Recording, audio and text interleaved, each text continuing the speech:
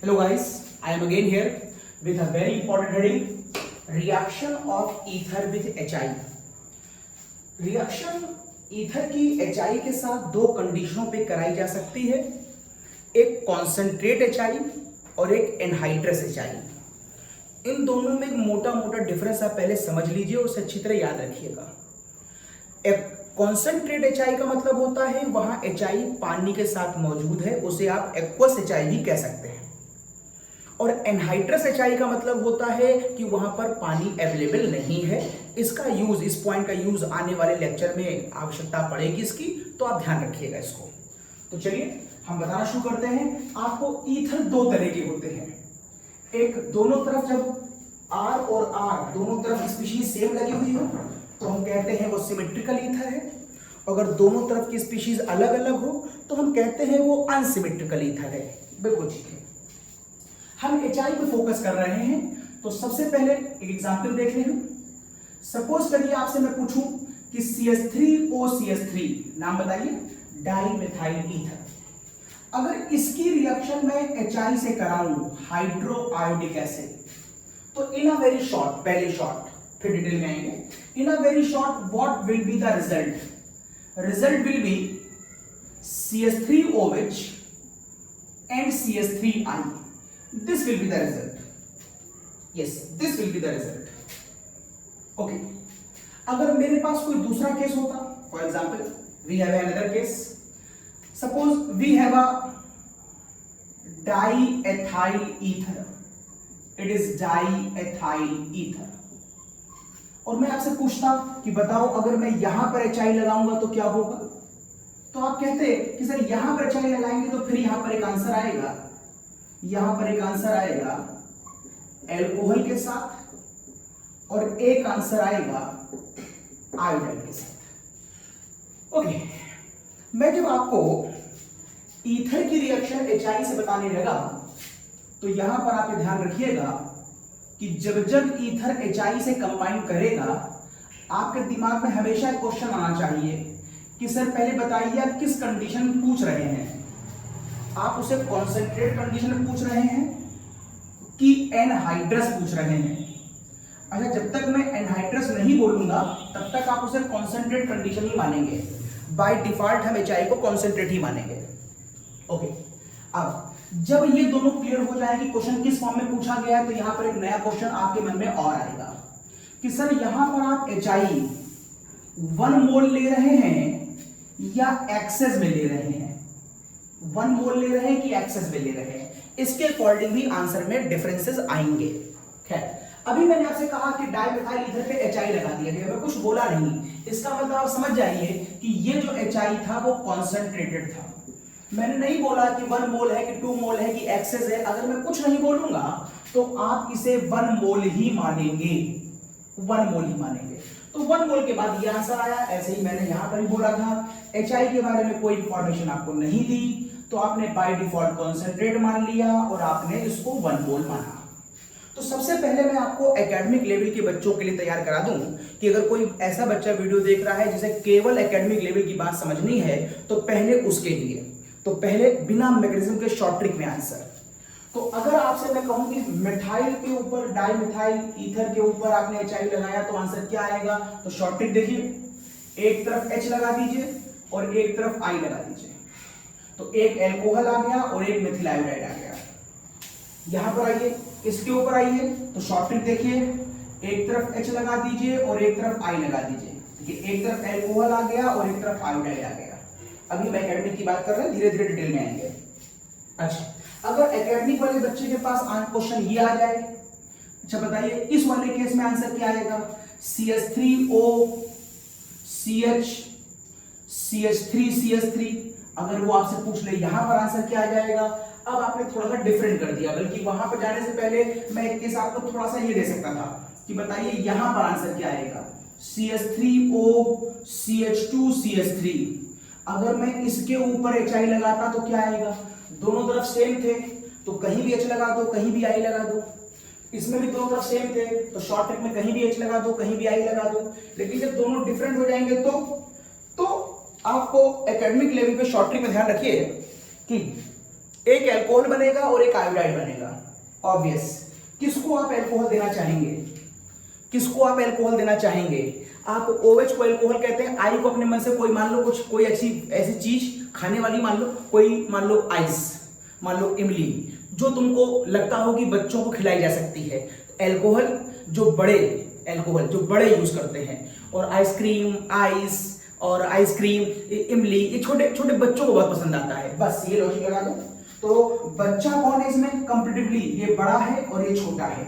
Academic level की बता रहा हूं, तो बड़े को अल्कोहल दे दो और छोटे को बड़े को अल्कोहल दे दो, यहां से बोल, बड़े को अल्कोहल दे दो और बच्चे को आइसक्रीम दे दो या इमली दे दो, तो बच्चा ये खाएगा और बड़ा वाला आदमी ये खाएगा। और आप इस ट्रिक से याद कर ले जाएंगे कि यहां पर CH3I बनेगा और यहां पर CH3OH बनेगा। यस, इमली और आइसक्रीम और दूसरा अल्कोहल। ये देखिए छोटा बच्चा है और ये देखिए बड़ा बच्चा दिखाई दे रहा है, बड़ा आदमी है। ऑब्वियस ही बात है, अगर आप इसको HI दे रहे हैं तो मैं अभी आपको सिर्फ शॉर्टली बता रहा हूं कैसे आप एग्जाम में एकेडमिक लेवल का बच्चा कैसे याद करेगा। उसको कुछ नहीं करना है, छोटे वाले बच्चे को आइसक्रीम देनी है या इमली खिलानी है और बड़े वाले बच्चे को अल्कोहल दे देना है। तो बड़ा वाला बच्चा ये वाला है, तो इस वाले को आप अल्कोहल दे दीजिए और इस वाले को आप इमली दे दीजिए या आइसक्रीम खाने को दे दीजिए। तो आपको यहां पर आंसर मिलेगा CH3I और इस तरफ आपको आंसर मिल जाएगा CH3OH। बड़े वाले बच्चे को उसे कान की मिल गई और छोटे वाले बच्चे को भी वो मिल गया जो उसे पसंद था।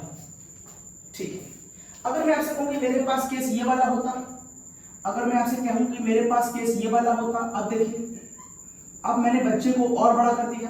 देखिए पहले दोनों बच्चे बराबर थे तो किसी को भी कुछ दे दो, दोनों बच्चे बराबर थे किसी को भी कुछ दे दो। यहाँ पर छोटा बच्चा है, बड़ा बच्चा है, बड़े बच्चे को अल्कोहल दे दी, छोटे बच्चे को इमली दे दी, छोटा बच्चा बड़ा बच्चा, बड़े बच्चे को अल्कोहल दे दी, छोटे बच्चे को इमली दे दी। अब यहाँ पर थोड़ा सा बच्चा और बड़ा हो गया है। अब आपको मैंने बताया था किसी की भी उम्र के 3 पड़ाव होते हैं, 1 डिग्री, 2 डिग्री और 3 डिग्री। और हमने उम्र के इन पड़ाव को कहा था, ये बचपन है, ये जवानी है और ये बुढ़ापा है। इट इज बचपन, इट इज जवानी, ये बुढ़ापा। आप कहां पर बैठे हैं इस समय? जब 1 डिग्री था तो आप बचपन कह रहे थे, जब 2 डिग्री आया तो आपने जवानी कहा, it is 2 degree alkyl, it is 2 degree alkyl. और जब आप यहां पर आए तो आपने कहा ये बुढ़ापा है, because it is 3 degree alkyl. अब आपको अच्छी तरह मालूम है, जो बहुत बुजुर्ग लोग होते हैं सामान्य जीवन में, हमारी सोसाइटी में, वो एकदम बच्चों की तरह ही बिहेव करते हैं। जैसे बच्चों को समझाया जाता है वैसे बुजुर्गों को भी समझाना पड़ता है। मींस बच्चा और बुजुर्ग एक है। मींस अगर आप यहाँ पर अल्कोहल और इमली की बात करेंगे तो अब इस समय ये जो बुजुर्ग है ये अब अल्कोहल नहीं ले पाएगा, याद रखिएगा सोसाइटी के अकॉर्डिंग। अब इसको आपको आइसक्रीम खिलानी पड़ेगी, क्योंकि जो बुजुर्ग होते हैं वो बच्चों की तरह होते हैं। और जब ये आइसक्रीम खाएगा तो ये नालायक निकल आया खानदान के अंदर, और ये क्या करेगा, ये अल्कोहल यूज करने लगेगा, क्योंकि बुजुर्ग होने की वजह से वो बच्चे पर ध्यान नहीं दे पा रहे हैं। तो जो छोटा बच्चा है परिवार का बुजुर्ग के साथ, वो थोड़ा शैतान हो गया और ये देखिए अल्कोहल यूज करने लगा, और जो अपने घर के बुजुर्ग आदमी है उसको उसने आइसक्रीम पकड़ा दी। तो इस तरीके से आइसक्रीम या इमली जो भी अच्छा लगे आपको, आप इस तरीके से एकेडमिक लेवल का क्वेश्चन सॉल्व कर सकते हैं। वन मोर, एकेडमिक में आपके पास एक क्वेश्चन और इंपॉर्टेंट है, और वो क्वेश्चन एकेडमिक लेवल का क्या कहता है? वो क्वेश्चन कहता है कि अगर मेरे पास एनिसोल होता तो, दिस इज योर एनिसोल, जहां पर एक रिंग होती है, O होता है और CH3 होता है। अगर इस एनिसोल के ऊपर HI लगा दिया जाए तो आपको फिर दिखाई दे रहा है ये बड़ा आदमी है और ये छोटा बच्चा है। जितने आपके सिलेबस में हैं वो सब छोटे और बड़े के अकॉर्डिंग बड़े आराम से निकल आएंगे। या आप ऐसे भी कह सकते हैं, यहाँ पर ये एरोमेटिक है, ये एलिफेटिक है। किसमें खुशबू होती है? एरोमेटिक में होती है। और किसमें खुशबू होती है सर? अल्कोहल में खुशबू होती है। अगर आप ऐसा कहेंगे तो मैं समझ गया कि बड़े वाले को अल्कोहल दे दो, छोटे वाले को आइसक्रीम दे दो, जो एरोमेटिक है उसे खुशबूदार बना दो, और जो खुशबूदार नहीं है एलिफेटिक उसे सामान्य जीवन दे दो। इसका मतलब यहां से भी 2 आंसर आ गए, और इसके एक आंसर में आपको दिखाई देगा कि सर यहां पर फिनॉल बन गया, और इसके एक आंसर में आपको दिखाई देगा कि सर यहां मेथिल आयोडाइड बन गया। तो आप मेरी इस ट्रिक से एकेडमिक क्वेश्चन कर ले जाएंगे। चलिए अपने स्टैंडर्ड को बढ़ाता हूं और मैं अब एकेडमिक से चलता हूं थोड़ा सा कंपटीशन की तरफ। तो सबसे पहले एकेडमिक के बच्चे भी कभी कभी जानना चाहते हैं कि सर ये बताइए कि रिएक्शन हुई कैसे होगी। अभी तो आप शॉर्ट ट्रिक बता रहे थे और जब ये जानना चाहते हैं कि रिएक्शन कैसे हुई है, मतलब आप मुझसे मैकेनिज्म जानना चाहते हैं।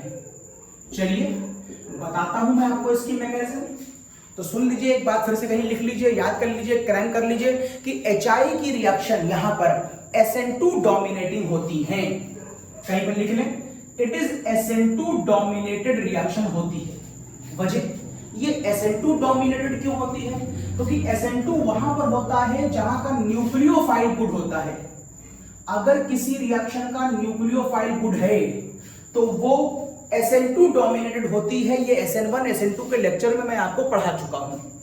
ओके, और यहां पर जो मेरे पास न्यूक्लियोफाइल लिया गया है वो कौन सा लिया गया है? I- लिया गया है। HI से जो न्यूक्लियोफाइल निकला है वो I- निकला है। अच्छा, कौन सा मीडियम आपने लिया है? इस समय जो मीडियम है, मैंने पहले बोला कि मैं कॉन्सेंट्रेट पढ़ा रहा हूं। इसका मतलब है कॉन्सेंट्रेट का मतलब वहां थोड़ा बहुत पानी अवेलेबल है।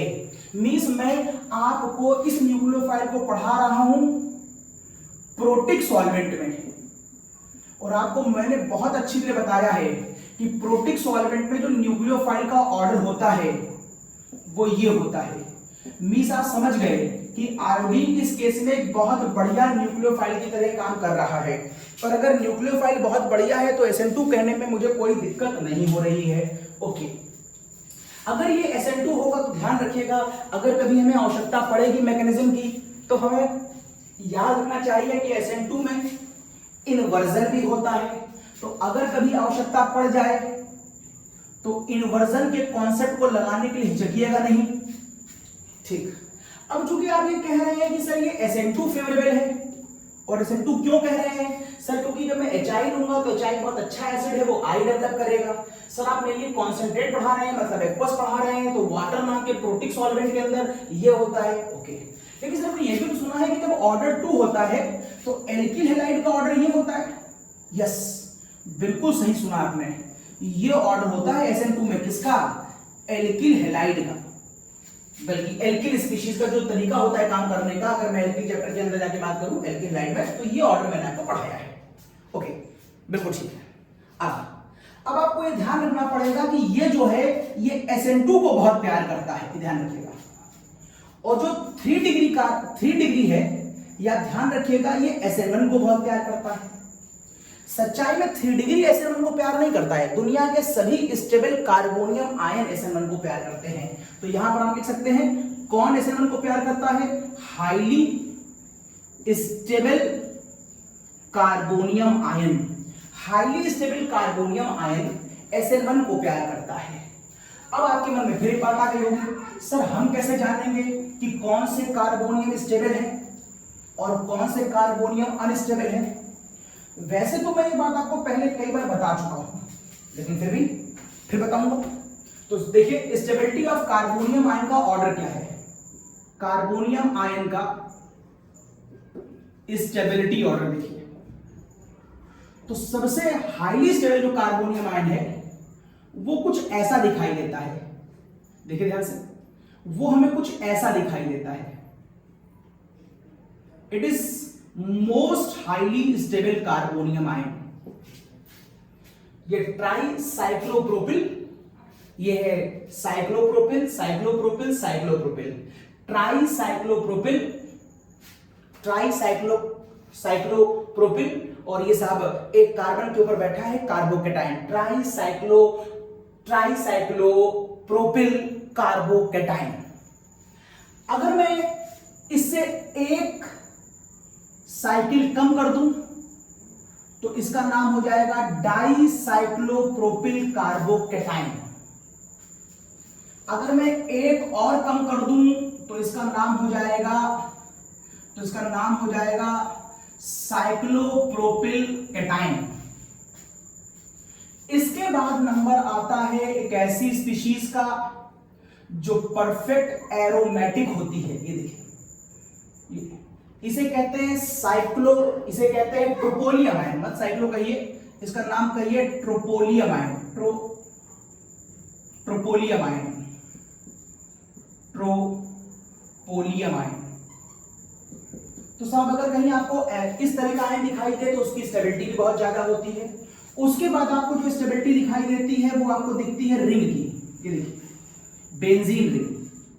और साहब यहां पर एक नहीं 3 रिंग लगी हुई हैं, एक इधर से एक इधर से, और यहां पर है प्लस। अगर ऐसी कोई फिगर आती है तो इसे हम कहते हैं वो बेंजिलिक कैटायन है।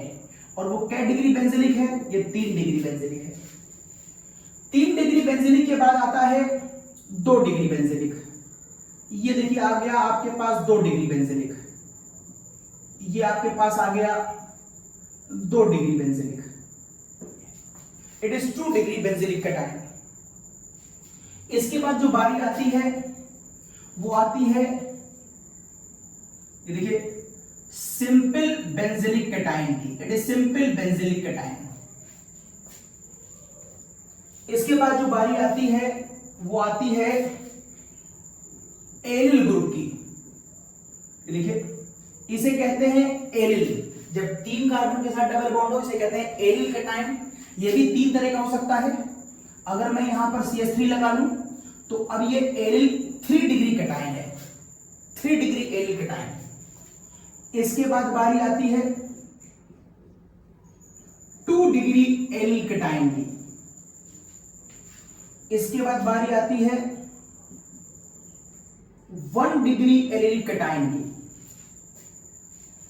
इसके बाद बारी आती है 3 डिग्री कार्बोनियम आयन की। Simple 3 degree carbonium ion is something like this. इसके बाद बारी आती है 2 डिग्री कैटायन की। इसके बाद बारी आती है 1 डिग्री कैटायन की। इसके बाद बारी आती है CH3 प्लस की। और इसके बाद बारी आती है विनाइलिक की। It is vinylic. ये सारे एलिक थे, ये सारे बेंजिलिक थे, बेंजिलिक। तो कुछ इस तरीके का ऑर्डर होता है कार्बोनियम आयन की स्टेबिलिटी को याद रखने के लिए। इसके एक्सप्लेनेशन मैंने आपको पहले अलग अलग दिए हैं, यहां पर मैं आपको इसका डिस्कशन या इसका एक्सप्लेनेशन नहीं बता रहा हूं, आपको खाली रिमाइंड किया कि ये ऑर्डर होता है, ये आपको याद होना चाहिए। This is the order of the stability of carbonium ion. अब अगर आपको ऐसा कोई हाईली स्टेबल कार्बोनियम आयन दिखाई दे, कहां से? कहते हैं यहां के बाद के सारे कार्बोनियम आयन बहुत अच्छे होते हैं। तो यहां से जितने भी कार्बोनियम आयन हैं वो सब इसी के ऑर्डर में आने की कोशिश करते हैं। वैसे तो ये यहां से स्टार्ट करते हैं, 2 डिग्री में कंफ्यूजन होता है कि वो कहां जाएगा, लेकिन इसकी इच्छा हमेशा कार्बोनियम आयन बनाने की ही होती है। तो मैं 3 डिग्री के साथ 2 डिग्री को भी इसी फेवर में ले रहा हूं। और इसके अलावा ये जितने तुमको दिख रहे हैं ये सारे के सारे SN2 को फेवर करेंगे हमेशा। पूरी केमिस्ट्री में ध्यान रखिएगा, पूरी केमिस्ट्री में ध्यान रखिएगा। चलिए, तो मैंने आपसे कहा कि ये क्या कर रहा है, ये 3 डिग्री को फेवर करेगा। ये क्या कर रहा है, सॉरी ये क्या करेगा, SN2 को फेवर, सॉरी SN1 को फेवर करेगा। ये क्या करेगा, ये SN2 को फेवर करेगा।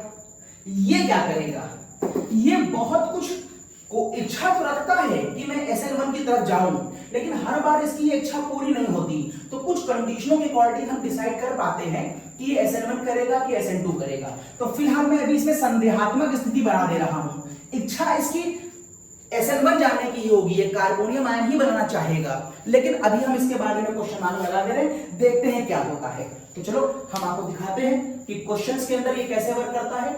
तो मैंने आपको मैकेनिज्म बताना शुरू करा, ये हटा रहा हूं और लिखता हूं यहां पर आपसे आपके लिए मैकेनिज्म।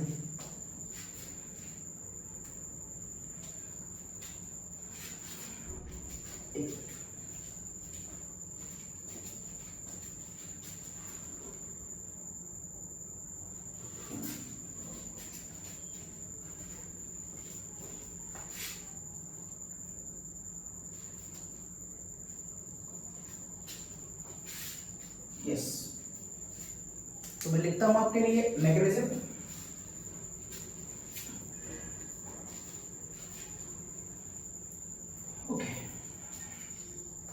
तो मैकेनिज्म कहती है कि मान लीजिए मेरे पास एग्जांपल ये वाला होता, देखिएगा, मान लीजिए मेरे पास एग्जांपल ये वाला होता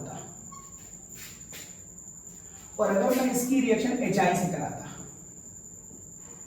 तो क्या होता? तो सबसे पहले जो इसका H साइन देख रहे हैं आप, वो इसके लोन पेयर पे अटैक करता है कुछ ऐसे। आपको मालूम है सब कुछ क्या होने वाला है। यहां बन जाएगा CH3O, यहां पर आ जाएगा प्लस CH3 और I माइनस किनारे। ये मैक्सिमम स्टेबिलिटी का क्या हो गया? वाइलेशन। मैक्सिमम स्टेबिलिटी का वाइलेशन। अब क्या होगा? अब यहां पर आइए, अगर 1 डिग्री दिखाई दे रहा है तो SN2 फॉलो करिए, 3 डिग्री दिखाई दे रहा है तो SN1 फॉलो करिए। अब आपको दोनों तरफ क्या दिखाई दे रहा है? फिलहाल इधर भी दिखाई दे रहा है आपको 1 डिग्री, इधर भी दिखाई दे रहा है 1 डिग्री। ये कह रहा है कि मैं क्या करूंगा? SN2 करूंगा। ये कह रहा है कि मैं क्या करूंगा? SN2 करूंगा। और जो इसमें न्यूक्लियोफाइल है वो बहुत अच्छा है, और ये क्या कह रहा है कि मैं क्या करूंगा? SN2 करूंगा। सभी कह रहे हैं SN2 करेंगे, तो करो SN2। तो SN2 में अटैक कहां पर होगा? SN2 में अटैक बैक साइड से होगा। अगर आप इसे लिविंग ग्रुप मानेंगे तो अटैक इधर से करेंगे, अगर आप अपनी सोच में इसको लिविंग ग्रुप सोच रहे हैं तो फिर अटैक इधर से करेंगे। Doesn't matter, it is your wish. तो इस आई ने अटैक कर दिया और ये क्या बन गई? ये बन गई ट्रांजिशन स्टेट, और ये बन गई आपकी ट्रांजिशन स्टेट। ध्यान रखिएगा, ट्रांजिशन से जितनी कम हिंडर्ड होगी उतना अच्छा होगा। तो फिलहाल जो आंसर आपको दिखाई देगा वो क्या होगा? आपको आंसर दिखाई देगा कि यहां बन जाएगा CH3I, और जिस समय इस पर अटैक कर रहा होगा उस समय ये वाली बॉन्ड निकल के बाहर चली जाएगी और इसका आंसर आ जाएगा मेथिल अल्कोहल। ये देखिए, ये दो आंसर आएंगे। मैंने कहा था एक बच्चे को अल्कोहल मिलेगा और एक बच्चे को आइसक्रीम मिलेगी, तो क्योंकि दोनों बच्चों का साइज बराबर है, दोनों की उम्र बराबर है, तो एक ने अल्कोहल ले लिया और एक ने आइसक्रीम ले ली। खैर, अब अगर आपसे एग्जाम में ये आ जाए कि इसी में HI एक नहीं 2 मोल प्रेजेंट थे, suppose in this question 2 mole of HI was present, if it is given in the question, तो 1 मोल का HI का लॉजिक तो पूरा हो गया है। अब CH3I फर्दर HI से रिएक्शन तो करेगा नहीं, अब आप इसकी रिएक्शन दोबारा करा सकते हैं। If 2 moles are given there, तो आप कह सकते हैं कि सर ये दोबारा रिएक्शन कर सकता है। कैसे? Same working. सर यहां पर क्या है? लोन पेयर है, ये क्या है? प्रोटॉन है। क्या करेगा? प्रोटोनेशन करेगा। तो क्या फिगर आ जाएगी? तो सर इसकी फिगर आ जाएगी CH3OH, ये लोन पेयर, ये पॉजिटिव। मैक्सिमम स्टेबिलिटी का वाइलेशन, और कौन निकल गया? I minus. अब यहां पर फिर देखिए, ये क्या डिग्री है? सर ये 1 डिग्री है। अगर ये 1 डिग्री है तो क्या फेवर करेगा? SN2 फेवर करेगा। SN2 फेवर करेगा तो अटैक कहां से करेगा? बैक से करेगा। तो ये क्या बन गई? ये बन गई आपकी ट्रांजिशन स्टेट, और अगर ये ट्रांजिशन स्टेट बन गई तो जब ये अटैक कर रहा होगा तो ये वाटर बाहर निकल जाएगा। तो आंसर क्या आ जाएगा? तो आंसर आ जाएगा आपका मेथिल आयोडाइड, और देखिए निकल गया वाटर। तो मैंने यहां पर शॉर्ट ट्रिक में लिखा था, हटा दिया है। देखिए मैं फिर डाल दे रहा हूं। जब आप एक बार HI लगाएंगे, जब आप एक बार HI लगाएंगे तो एक तरफ H और एक तरफ I, तो एक बच्चा पिएगा अल्कोहल और एक बच्चा खाएगा आइसक्रीम। लेकिन अगर आपने दोनों HI लगा दिए तो देखिए, पहले HI से एक बच्चे को आइसक्रीम मिली थी और एक को अल्कोहल, और जब HI ज्यादा होगा तो दूसरा बच्चा जिसने अल्कोहल खाया था अब बाद में वो भी आइसक्रीम में कन्वर्ट हो गया। इसका मतलब अगर आप 2 बार HI लगाएंगे तो फिर आपको यहां पर H 2 बार लगाना चाहिए। ये देखिए 2 बार H इधर, एक I इधर और एक I इधर। तो ये बच्चे को भी आइसक्रीम मिल गई, इस बच्चे को भी आइसक्रीम मिल गई, और बीच में मिल गया पानी। तो ये थोड़ा सा एक मैकेनिज्म का स्टेप है जिसमें रिएक्शन SN2 होगी या SN1 होगी। ये इस बात पर डिपेंड करेगा कि वहां पर एल्किल हैलाइड कैसा लिया गया है। कॉपी करिए, मैं देखूं जरा स्क्रीन कट तो नहीं रही है।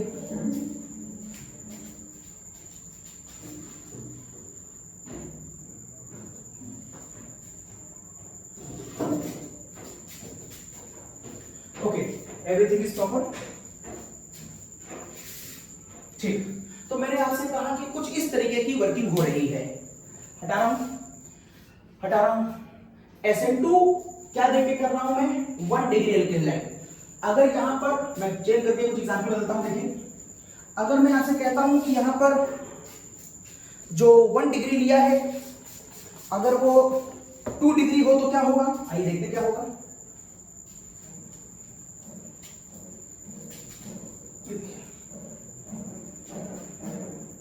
अगर मेरे पास यहां कुछ ऐसा एग्जाम्पल होता, CH3O CH2CH3, देखिए ध्यान से, अभी भी इस तरफ 1 डिग्री है और अभी भी इस तरफ 1 डिग्री है।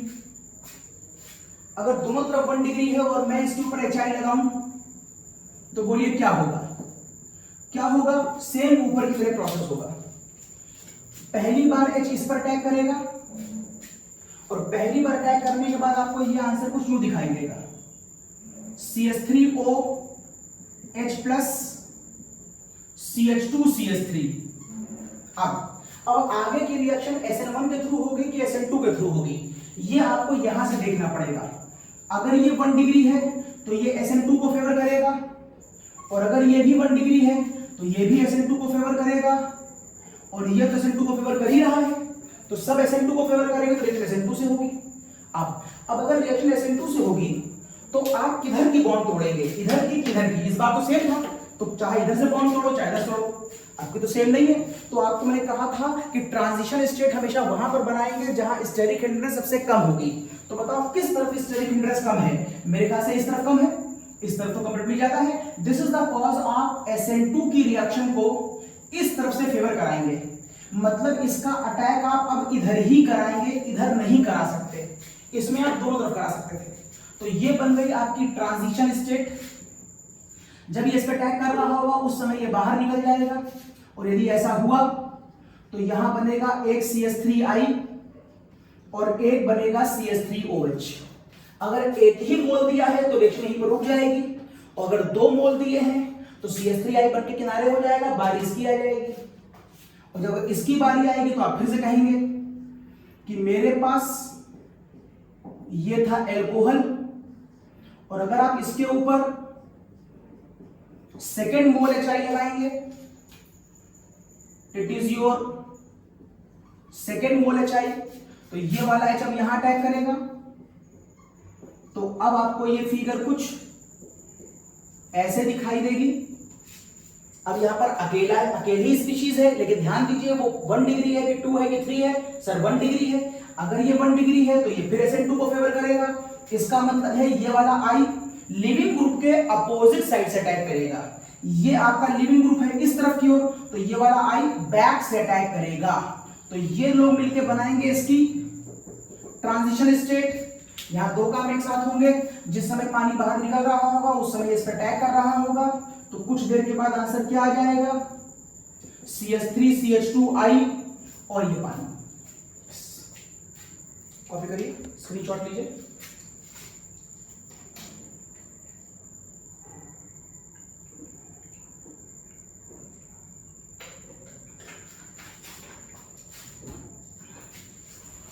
हाँ, तो स्क्रीनशॉट ले लीजिए और मैं बात आगे बढ़ाता हूं, एग्जाम्पल चेक करता हूं।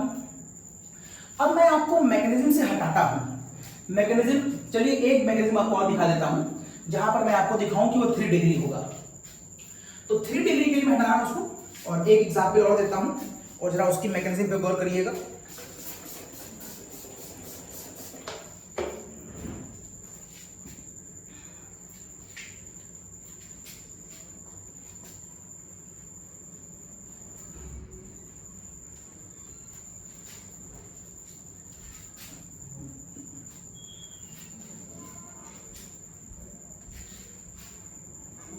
यस, तो अब मैं आपसे कहता हूं कि एग्जाम्पल और देखिए मेरा, और वो एग्जाम्पल कुछ ये है, इज समथिंग लाइक दिस। और अगर मैं इसके ऊपर HI लगाऊं तो क्या होगा, ऑब्वियसली यहां अटैक करेगा। अगर इसने यहां अटैक किया तो यहां तक तो अब आपको कोई दिक्कत नहीं है,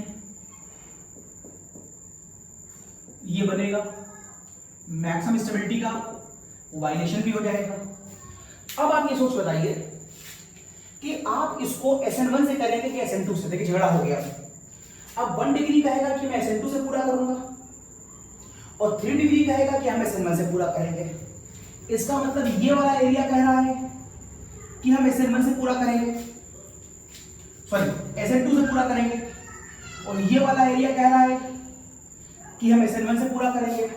तो ध्यान रखिएगा, अगर आपको 3 डिग्री कार्बोनियम आयन, कहीं लिख लीजिए इस बात को, अगर आपको कहीं 3 डिग्री कार्बोनियम आयन या उससे बड़ा, मतलब उससे ज्यादा स्टेबल, अगर आपको 3 डिग्री कार्बोनियम आयन या उससे ज्यादा स्टेबल कार्बोनियम आयन दिख जाए पूरी केमिस्ट्री में कभी भी, तो आप हमेशा SN1 को फॉलो करेंगे, फिर आप कुछ और नहीं देखेंगे।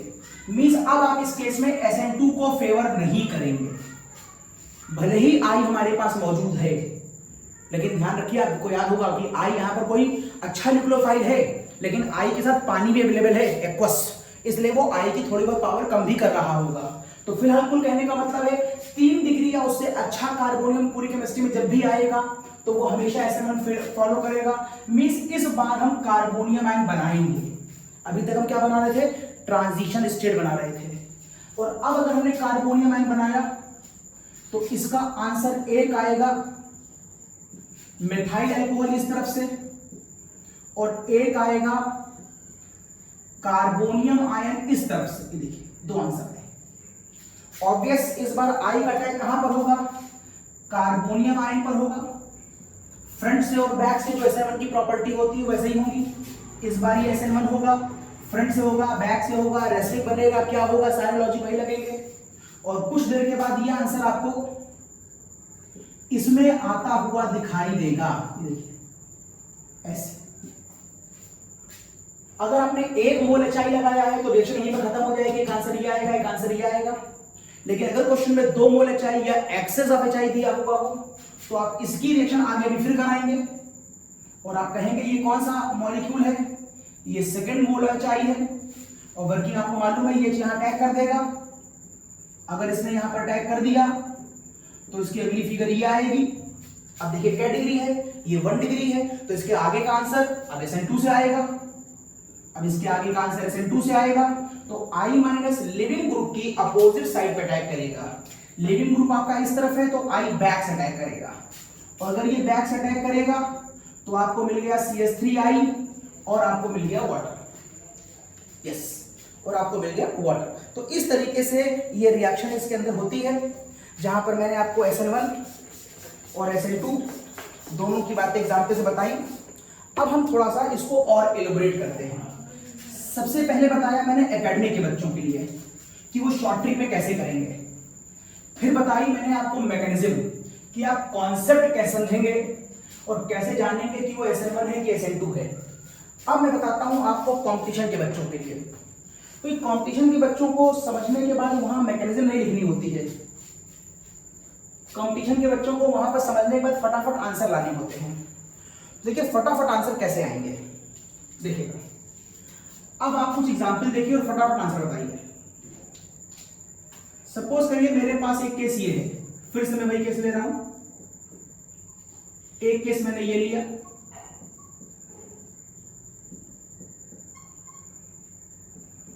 एक केस मैंने ये लिया,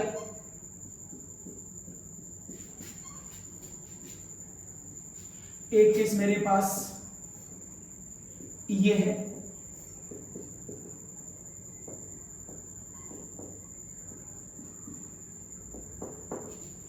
एक केस मेरे पास ये है,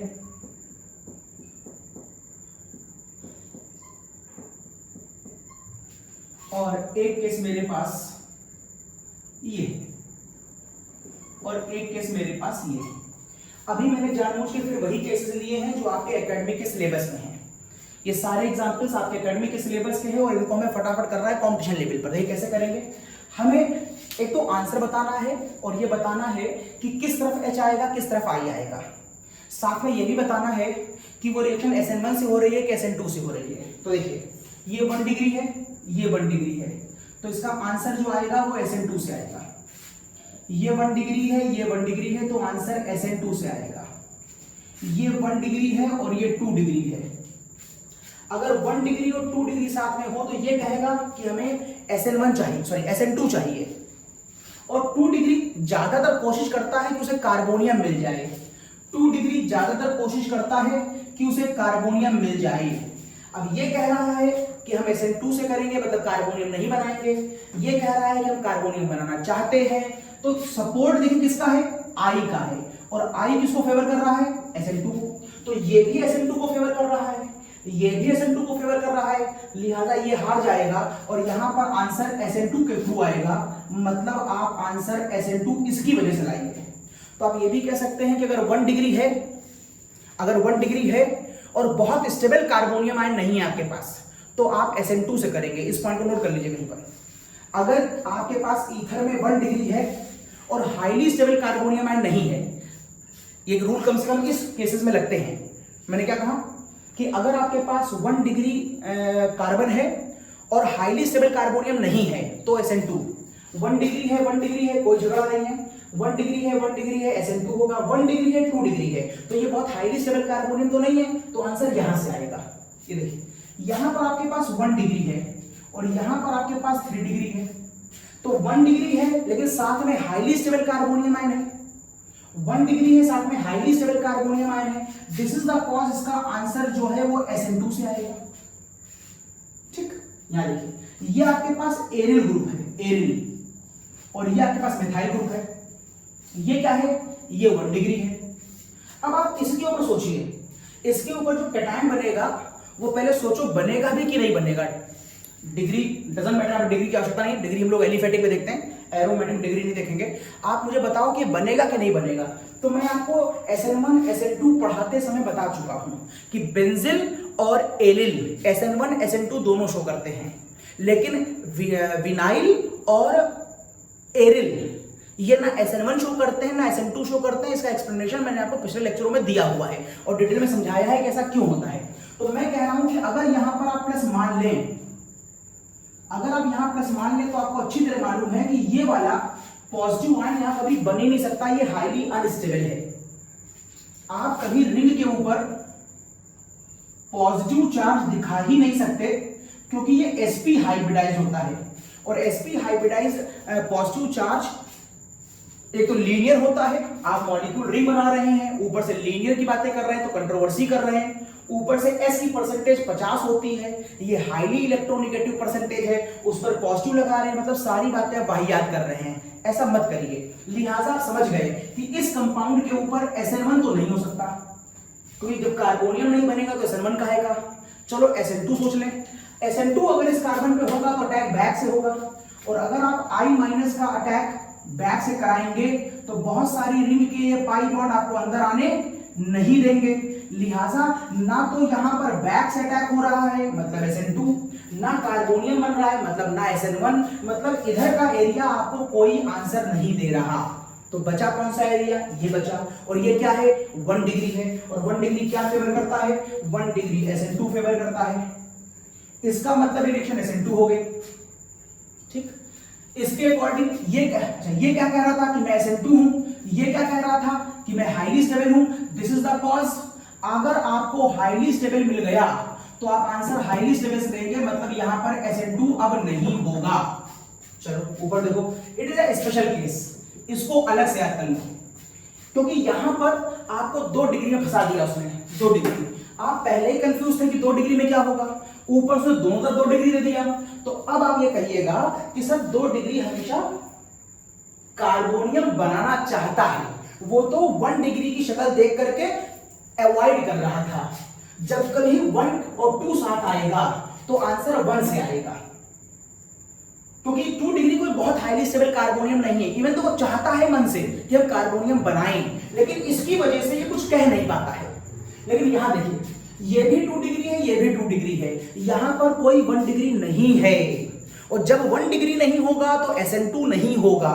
दिस इज द कॉज। ये इधर या इधर दोनों तरफ से क्या आंसर देगा, SN1 का आंसर देगा। तो पहले तो मैंने कैसे बता दिया कि मैकेनिज्म कैसे होगी। ये इसलिए बता रहा हूं ताकि आपको इन्वर्जन का अगर क्वेश्चन डाल दिया जाए तो सही से आप इन्वर्जन लगा पाए। बिना SN1 SN2 पहचाने आप इन्वर्जन लगा नहीं पाएंगे, रेसमिक सोच नहीं पाएंगे। खैर आगे सुनिए, अब आता है मुद्दा आंसर का। चलिए आंसर बताइए। सर अगर 1 मोल HI लगाया होगा तो यहां दोनों तरफ बराबर है तो कोई दिक्कत नहीं है, किसी को भी अल्कोहल दो किसी को भी आइसक्रीम दो। अगर आपने 2 मोल लगाया होगा तो आपको बताया था मैंने, हटा दिया, तो बताया था आपको मैंने कि बीच में पानी निकाल दो और इधर I लगा दो। तो एक बार CH3 इधर, एक बार CH3 इधर और ये पानी। अगर आपको, अब मैं कैसे बता चुका हूं, शॉर्ट बता रहा हूं, अगर आपके पास यहां पर 1 मोल HI है तो बताया था मैंने आपको, बड़े वाले बच्चे को अल्कोहल दो, छोटे वाले को आइसक्रीम दो। तो बड़े वाले को तुम अल्कोहल बनने दो, वो भी SN2 के थ्रू, और छोटे वाले को आइसक्रीम दो, वो भी SN2 के थ्रू। अगर 2 मॉलिक्यूल होंगे तो 2 मॉलिक्यूल कर लेना, बता दिए कैसे करते हैं। यहां पर अगर मैं यहां पर आऊं तो आप कह सकते हैं यहां पर अगर 1 मॉलिक्यूल लूंगा तो क्या होगा और 2 लूंगा तो क्या होगा, बताओ। चलो पहले 1 देखो, अगर 1 लूंगा तो क्या होगा, 1 लूंगा तो बड़े वाले बच्चों, अच्छा एक बात और, मैंने ऐसे कहा था ये जो बड़ा वाला बच्चा है ये बहुत बड़ा हो गया है, इतना बड़ा हो गया है कि बुजुर्ग के बराबर हो गया है। और जब ये बुजुर्ग के बराबर हो जाएगा तो अभी मैंने मैकेनिज्म बताई थी कि ये कार्बोनियम बनाएगा, और जब ये कार्बोनियम बनाएगा तो ये क्या हो जाएगा, ये I- का अटैक कराएगा। तो यहाँ पर, अच्छा यहाँ पर शायद मैंने पहले 2 डिग्री मान लेता हूँ, 3 वाला केस वो है, ये 2 डिग्री वाला केस था। अगर ये 2 डिग्री वाला केस है, अगर ये 2 डिग्री वाला केस है तो ये कहेगा कि 1 डिग्री करो, ये कहेगा कि मेरी इच्छा तो 2 डिग्री की है लेकिन चलो तुम कह रहे हो तो 1 डिग्री कर लेते हैं। लिहाजा यहाँ पर 2 डिग्री बड़े वाले बच्चे को अल्कोहल पीने को मिलेगा, बड़ा वाला बच्चा अल्कोहल पिएगा, ये देखिए बड़ा वाला बच्चा अल्कोहल पिएगा और छोटा वाला बच्चा आइसक्रीम खाएगा। तो यहां से बनेगा एक आइसोप्रोपाइल अल्कोहल, यहां से बनेगा ये, और किस रास्ते से बनेगा सर, ये SN2 के रास्ते से बनेगा। ओके, यहां पर अब यहां पर सर SN1 के रास्ते से बनेगा, कार्बोनियम के थ्रू बनेगा, कार्बोनियम बनेगा तो रीअरेंजमेंट भी हो सकता है अगर आवश्यकता पड़े तो। लेकिन क्या होगा सर, दोनों बच्चों की उम्र बराबर है तो किसी को भी अल्कोहल दे दो और किसी को भी आइसक्रीम दे दो, मुझे कोई फर्क नहीं पड़ता है। एक बच्चे को अल्कोहल दे दी, एक बच्चे को आइसक्रीम दे दी। यहां पर सर, यहां पर ये SN1 के थ्रू होगा ये रास्ता 3 डिग्री और 1 डिग्री। लेकिन सर ये जो बुजुर्ग है वो बच्चे के बराबर होता है, बुजुर्ग बच्चे की तरह होता है, तो अब आपको बुजुर्ग को देनी होगी आइसक्रीम और बच्चे को देना होगा अल्कोहल। ये देखिए उल्टा हो गया। लॉजिक बता चुका हूं मैं आपको, मैकेनिज्म आपको मालूम है और शॉर्ट ट्रिक भी उसमें लिंक कर रहा हूं। ये देखिए यहां पर क्या हुआ, रिंग के ऊपर OCH3। अब आपने पहले ही कहा है कि ये बड़ा वाला है और ये छोटा वाला है, तो जो बड़ा वाला है वो क्या लेगा, बताओ, जो बड़ा वाला है वो क्या लेगा, बड़ा वाला हमेशा अल्कोहल लेगा। और मैंने आपको यहाँ ट्रिक बताई थी, क्या ट्रिक थी बताओ, यह ट्रिक मैंने आपको बताई थी कि एरोमेटिक कंपाउंड खुशबूदार होते हैं और अल्कोहल भी खुशबूदार होता है, लिहाजा आप एरोमेटिक को ही अल्कोहल दे दीजिए, लिहाजा आप एरोमेटिक को ही अल्कोहल दे दीजिए, लिहाजा आप एरोमेटिक को अल्कोहल दे दीजिए। चलिए देखते क्या हुआ। तो मैंने एरोमेटिक को alcohol they the, this is your aromatic, this is your aromatic, is something like this. Short trick बता रहा था मैं आपको, जो बड़ा वाला है उसको अल्कोहल दे दो और छोटे वाले को आई दे दो, तो जो आंसर आएगा आपका वो फिनॉल और CH3I आएगा। चलिए अब थोड़ी सी बात की डिटेल और बढ़ाते हैं, शॉर्ट ट्रिक की बातें हो गई हैं, थोड़ी सी बात डिटेल और बढ़ाते हैं। सर लॉजिक क्या है इस वाले केस में, आप इसको यहां से ब्रेक क्यों नहीं कर रहे हैं। देखिए इसके पीछे जो लॉजिक है वो साफ दिखाई दे रहा है, वो है रेजोनेंस। एक्चुअल में इसके अंदर की जो डबल बॉन्ड होती है वो इस वाले के साथ रेजोनेंस बनाती है, जिसकी वजह से सिंगल वाली बॉन्ड क्या हो जाती है, डबल, और डबल बॉन्ड को यहां से तोड़ पाना मेरे लिए आसान नहीं होता है। दिस इज द कॉज, यहां पर फिनॉल बन गया है लेकिन यहां पर रेजोनेंस लग रहा होगा और यहां पर बन गया है CH3I। This is the cause, मैं खाली यहां से ब्रेक करूंगा, यहां से नहीं करूंगा। लेकिन आपके मन में आ रहा होगा सर अगर मैं दूसरा मोल लगा दूं HI का तो क्या ये बॉन्ड ब्रेक होएगी, नहीं, अभी भी नहीं होएगी। अगर आप ऐसा करेंगे तो यहां पर क्या फिगर आएगी, अगर आप ऐसा करेंगे तो यहां पर ये फिगर आएगी, ये प्लस, लेकिन रेजोनेंस की वजह से आप इस बॉन्ड को ब्रेक नहीं कर पाएंगे, लिहाजा इस केस में केवल पहला मोल HI रिएक्शन करेगा लेकिन दूसरा मोल HI रिएक्शन नहीं करेगा। ये भी खास बात है। तो इस वाली बात को हम आगे कई जगह लगाएंगे, गौर रखिएगा। अगर यहां पर रेजोनेंस लग रहा है तो फिर वो रिएक्शन जनरली नहीं करेगा। चलो अच्छा, क्या इसमें कुछ चेंज ऐसा कर सकते हैं कि ये डबल बॉन्ड भी टूट जाए? फिलहाल तो लग रहा है कि नहीं टूटेगी, लेकिन कुछ केसों में हम इसे तोड़ सकते हैं। ये केमिस्ट्री की खूबसूरती है, यहाँ पर फिक्स कुछ नहीं होता है। जैसे जैसे आप लॉजिक बदलते जाएंगे वैसे वैसे आंसर बदलते जाएंगे, यही केमिस्ट्री का मजा है। देखिए अभी मैं कह रहा था कि ये बॉन्ड नहीं टूटेगी, अब तोड़ के दिखाता हूं मैं आपको। सपोज करिए मैं आपको इस एल्कोहल की बात करूं, मेरे पास ये ईथर है जिसको आप एनिसोल कहते हैं। अब मैं काम करता हूं, इसके पीछे एक NO2 ग्रुप, चलो 2 NO2 ग्रुप लगा देता हूं। अब क्या होगा? आप कहेंगे सर पहले स्टेप में तो मुझे यहाँ पर रेजोनेंस दिखाई दे रहा है, ठीक है, तो पहली बार अटैक कहां से होगा? सर पहली बार आप इधर I लाएंगे और इधर H लाएंगे, और ये रास्ता किस तरीके से पूरा होगा? सर ये SN2 से पूरा होगा, क्योंकि इधर तो कार्बोनियम बन ही नहीं पाएगा, यानी बॉन्ड तोड़ नहीं पाओगे, कार्बोनियम बना नहीं पाओगे। जब कार्बोनियम नहीं बना पाओगे तो फिर SN2 से रिएक्शन करोगे, तो SN2 से आंसर क्या आ गया? CH3I आ गया, और रिंग के ऊपर OH आ गया, और जो आपकी फिगर आई है वो ये आई है, एक NO2 यहां, एक NO2 यहां, और ये आ गया है OH। क्या अगर इसके ऊपर HI का एक मोल और लगा दिया जाए तो क्या फर्दर कुछ हो सकता है? हाँ हो सकता है। अब रिएक्शन हो जाएगी। क्यों हो जाएगी? ध्यान से देखिए, क्योंकि यहां पर जो NO2 लगा है ये -I इफेक्ट है, ये भी NO2 -I है, -I भी है और -R भी है। रेजोनेंस की वजह से भी इलेक्ट्रॉन बाहर जाएगा और माइनस इंडक्टिव की वजह से भी इलेक्ट्रॉन बाहर जाएगा, जिसकी वजह से अंदर के इलेक्ट्रॉन बाहर भाग जाएंगे। तो जो यहां पर तुम रेजोनेंस बना रहे थे उस रेजोनेंस के इलेक्ट्रॉन अंदर भाग जाएंगे, जिससे यहां पर पाई जाने वाली डबल वाली बॉन्ड क्या हो जाएगी? सिंगल हो जाएगी, और सिंगल हो जाएगी तो अब हम इस बॉन्ड को तोड़ सकते हैं। और अगर हम इस बॉन्ड को तोड़ सकते हैं तो फिर हम इस तरफ की ओर लगाएंगे HI का I, और यहां पर लगा देंगे H, और ये देखिए निकल गया वाटर, और अब आपको इस रिंग के ऊपर I दिखाई देने लगेगा। ये है खूबसूरती, ये है खूबसूरती केमिस्ट्री की, जहां पर अभी मैं कह रहा था रिएक्शन संभव नहीं है और कुछ ऐसा करा कि रिएक्शन संभव दिखने लगी। तो सोच बताइए, अच्छा इस रिएक्शन में क्या होगा? अगर मैं आपसे फिर कहता कि मेरे पास वही एनिसोल है, इट इज एनिसोल, लेकिन अब की मैंने यहां पर CH3 ले लिया है, जरा सोचिए बताइए कि क्या यहां पर HI की रिएक्शन होगी? होगी, बिल्कुल होगी। कहां से होगी? कहां से होगी? देखो पहले समय दिखाई देगा कि ये इसका क्या बनाएगा? रेजोनेंस बनाएगा, तो सिंगल वाली बॉन्ड क्या हो जाएगी? डबल। पहले स्टेप में मींस पहली बार आप इस बॉन्ड को तोड़ नहीं सकते, तो पहली बार कहां से तोड़ोगे? इधर H लगाओ, इधर I लगाओ, पहली बार। अब चूंकि तुम CH3I पर फोकस कर रहे हो, ये 1 डिग्री है, अगर ये 1 डिग्री है और कोई हाईली स्टेबल कार्बोनियम नहीं बन रहा है तो आंसर कहां से आएगा? SN2 से आएगा। 1 डिग्री है लेकिन अगर हाईली स्टेबल कार्बोनियम नहीं बन रहा है, मतलब इन्वर्जन घटना की अगर आवश्यकता पड़े तो इन्वर्जन करा लीजिएगा। अब इससे आंसर क्या आ जाएगा? अब इससे आपका आंसर ये आ जाएगा, कुछ ऐसा आंसर बन जाएगा, और क्या निकल गया? CH3I निकल गया। अब मुझे बताइए क्या दोबारा अगर इसके ऊपर HI लगा दें तो रिएक्शन होगी कि नहीं होगी? जैसे यहां पर दोबारा लगाने पर रिएक्शन हो रही थी, इट इज माय सेकंड मोल, यहां पर दोबारा लगाएं तो होगी कि नहीं होगी? अब देखिए, अब ये क्या लगा रहा है? +I लगा रहा है।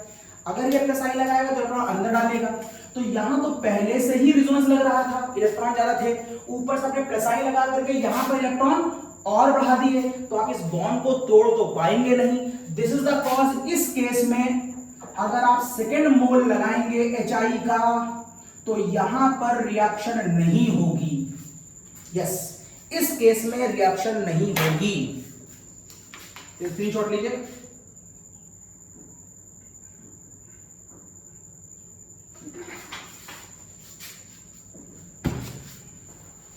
यस, चलिए, तो हमने सारे एलिफेटिक ले लिए, हमने एनिसोल के एरोमेटिक ले लिए। बात थोड़ी सी और आगे बढ़ाते हैं, बात बढ़ेगी तो आगे तक जाएगी, देखते हैं कितनी बढ़ पाती है बात।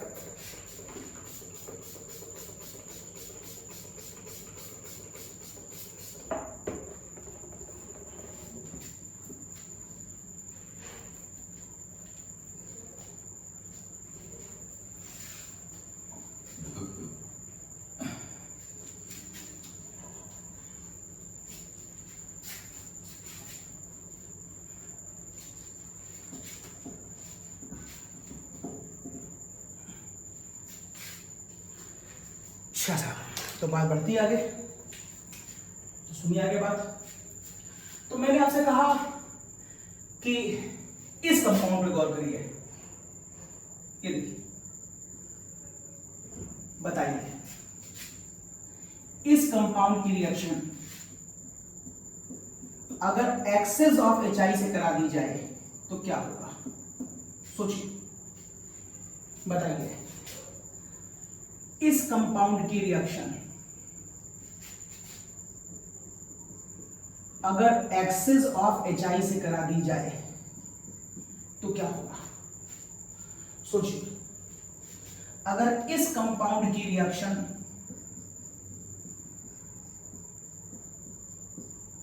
एक्सेस HI से करा दी जाए तो क्या होगा, 3 केस। देखिए यहां पर जो भी रिएक्शन आप कराएंगे या तो SN1 सोचेंगे या तो SN2 सोचेंगे। SN1 और SN2 सोच लीजिए। SN1 तभी होगा जब 1 डिग्री कार्बोनाइन होगा। अगर 1 डिग्री नहीं है तो SN1 सोच नहीं सकते आप। और SN2 आप तभी सोचेंगे जब 1 डिग्री कार्बोकैटायन होगा। अगर वो 1 डिग्री नहीं है तो आप SN2 नहीं सोचेंगे। और आप 1 डिग्री तब सोचेंगे जब हाईली स्टेबल कार्बोनियम आयन बन रहा हो। देखिए यहां पर आपको अच्छी तरह मालूम है कि इसके ऊपर लोन पेयर है। अगर आप इसके H का टैग यहां करा भी दें तो अब आपको फिगर कुछ यूं दिखाई देगी। यहां पर H आ गया, ये प्लस बन गया। अब मुद्दा ये उठता है कि आप बॉन्ड इधर से ब्रेक करेंगे कि इधर से। अगर आप बॉन्ड इधर से ब्रेक करेंगे तो प्लस यहां पर आ जाएगा और रिंग के ऊपर प्लस नहीं आता है, एरिल ग्रुप के ऊपर प्लस नहीं आता। बताया था मैंने भी आपको थोड़ी देर पहले, क्योंकि एरिल पे अगर प्लस लाओगे तो वो हाईली अनस्टेबल कार्बोकैटायन बनाएगा नहीं। और ये खुद में 1 डिग्री नहीं। अच्छा ये काम इधर से भी कर लो, इधर से तुम ब्रेक नहीं कर सकते हो, ऐसा करने में यहां पर भी आएगा। तो चूंकि दोनों ही केसों में हाईली स्टेबल कार्बोकैटायन नहीं बन रहा है इसलिए SN1 नहीं होगा। और SN2 तो केवल तभी होता है जब 1 डिग्री एल्किलाइड हो, तो 1 डिग्री तो किसी भी तरफ नहीं है, इसलिए इसमें SN2 भी नहीं होगा। क्योंकि इस वाले मॉलिक्यूल में SN2 कराओगे तो स्टेरिक हिंड्रेंस बहुत ज्यादा हो जाएगी। लिहाजा ना SN1 ना SN2 मींस इस मॉलिक्यूल मतलब डाइफेनाइल ईथर में HI रिएक्शन नहीं करता। डाइफेनाइल ईथर में HI रिएक्शन करता ही नहीं है। अच्छा सुन लीजिएगा, अभी तक मैं खाली आपको कॉन्सेंट्रेट HI पढ़ा रहा हूं, एनहाइड्रस की बात अलग से करूंगा। अभी बिल्कुल एनहाइड्रस का कोई एग्जांपल समझाया नहीं मैंने भी आपको कि यहां पर आओ। अगर तुम यहां पर HI लगाओगे तो देखो पहली बात देख लो, तुम्हारे पास ये तुमको 1 डिग्री कार्बोकैटायन दिखाई दे रहा है और यहां पर ये तो एरोमेटिक है, इसकी हम बात डिग्री के हिसाब से नहीं करेंगे। तो सोचिए अगर मैं यहां पर आपसे कहूं कि यहां H+ आयन आ गया था तो क्या आप इसको यहां ट्रांसफर करा सकते हैं? नहीं, क्योंकि यहां पर बनने वाला कार्बोकैटायन एरिल है। अगर आप कार्बोकैटायन नहीं करा सकते तो SN1 तो नहीं होगा, इधर मॉलिक्यूल इतना बड़ा है, क्राउडेड है, तो आप इस जगह पर SN2 भी नहीं करा सकते, क्योंकि SN2 कराने के लिए आपको I को उठा करके इसके अंदर से होते हुए यहां तक लाना पड़ेगा और इसके अंदर हाई इलेक्ट्रॉन डेंसिटी होती है, इसलिए आप ऐसा नहीं कर सकते। तो यहां ना SN1 होगा ना SN2 होगा। उधर देखो, अगर मैं यहां जाता हूं तो यहां पर ध्यान से देखो ये कंपाउंड कैसा है, विनाइलिक है। और मैंने कार्बोनियम आयन की स्टेबिलिटी में पढ़ाया था, ये सबसे आखिरी में आता है। इसका मतलब ये बहुत ही खराब कार्बोकैटायन बनाता है, मतलब कार्बोकैटायन नहीं बनाता। तो इधर भी कार्बोकैटायन नहीं बनेगा तो SN1 इस तरफ भी नहीं होगा। अब अगर SN1 नहीं होगा तो चलो SN2 सोच के देखते हैं। SN2 तब होगा जब ये वाला I इसके बैक से होता हुआ यहां पर अटैक करे ताकि लिविंग ग्रुप इधर से निकल जाए, लेकिन ये अंदर आ नहीं पाएगा क्योंकि बीच में क्या मिल जाएगा इसको, पाई इलेक्ट्रॉनिक क्लाउड, लिहाजा ये भी नहीं हो पाएगा। मींस ये कंपाउंड ना HI से SN1 से रिएक्शन करेगा ना SN2 से, मतलब यहां HI की रिएक्शन नहीं होगी। अब जब यहां HI की रिएक्शन नहीं हुई तो यही कंपाउंड मैंने यहां पर भी लिखा और यहां पर भी लिखा है, लिहाजा ये कंपाउंड भी इसके ऊपर और इसके ऊपर किसी भी रास्ते से अटैक नहीं कर सकता, लिहाजा ना SN1 ना SN2 इसमें कोई रिएक्शन नहीं हो रही थी। ओके, चेंज करता हूं डायग्राम को, मैं आगे बढ़ता हूं।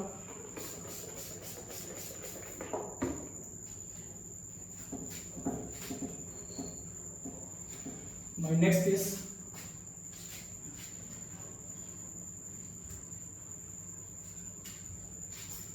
ओके, अब नेक्स्ट केसेस। अगर मैं आपसे कहूं कि जरा इस केस को गौर करिए, ये क्या है? रिंग है। अगर रिंग के ऊपर एक कार्बन लगा दिया जाए तो ये क्या है? ये सर बेंजिल है। Yes, it is your benzyl. और यहां पर लगा दिया मैंने ईथर। अब मैं पूछ रहा हूं, बताओ अगर मैं इस पर लगाऊं तो क्या होगा? अगर मैं ये बेंजीन ले लूं तो क्या होगा?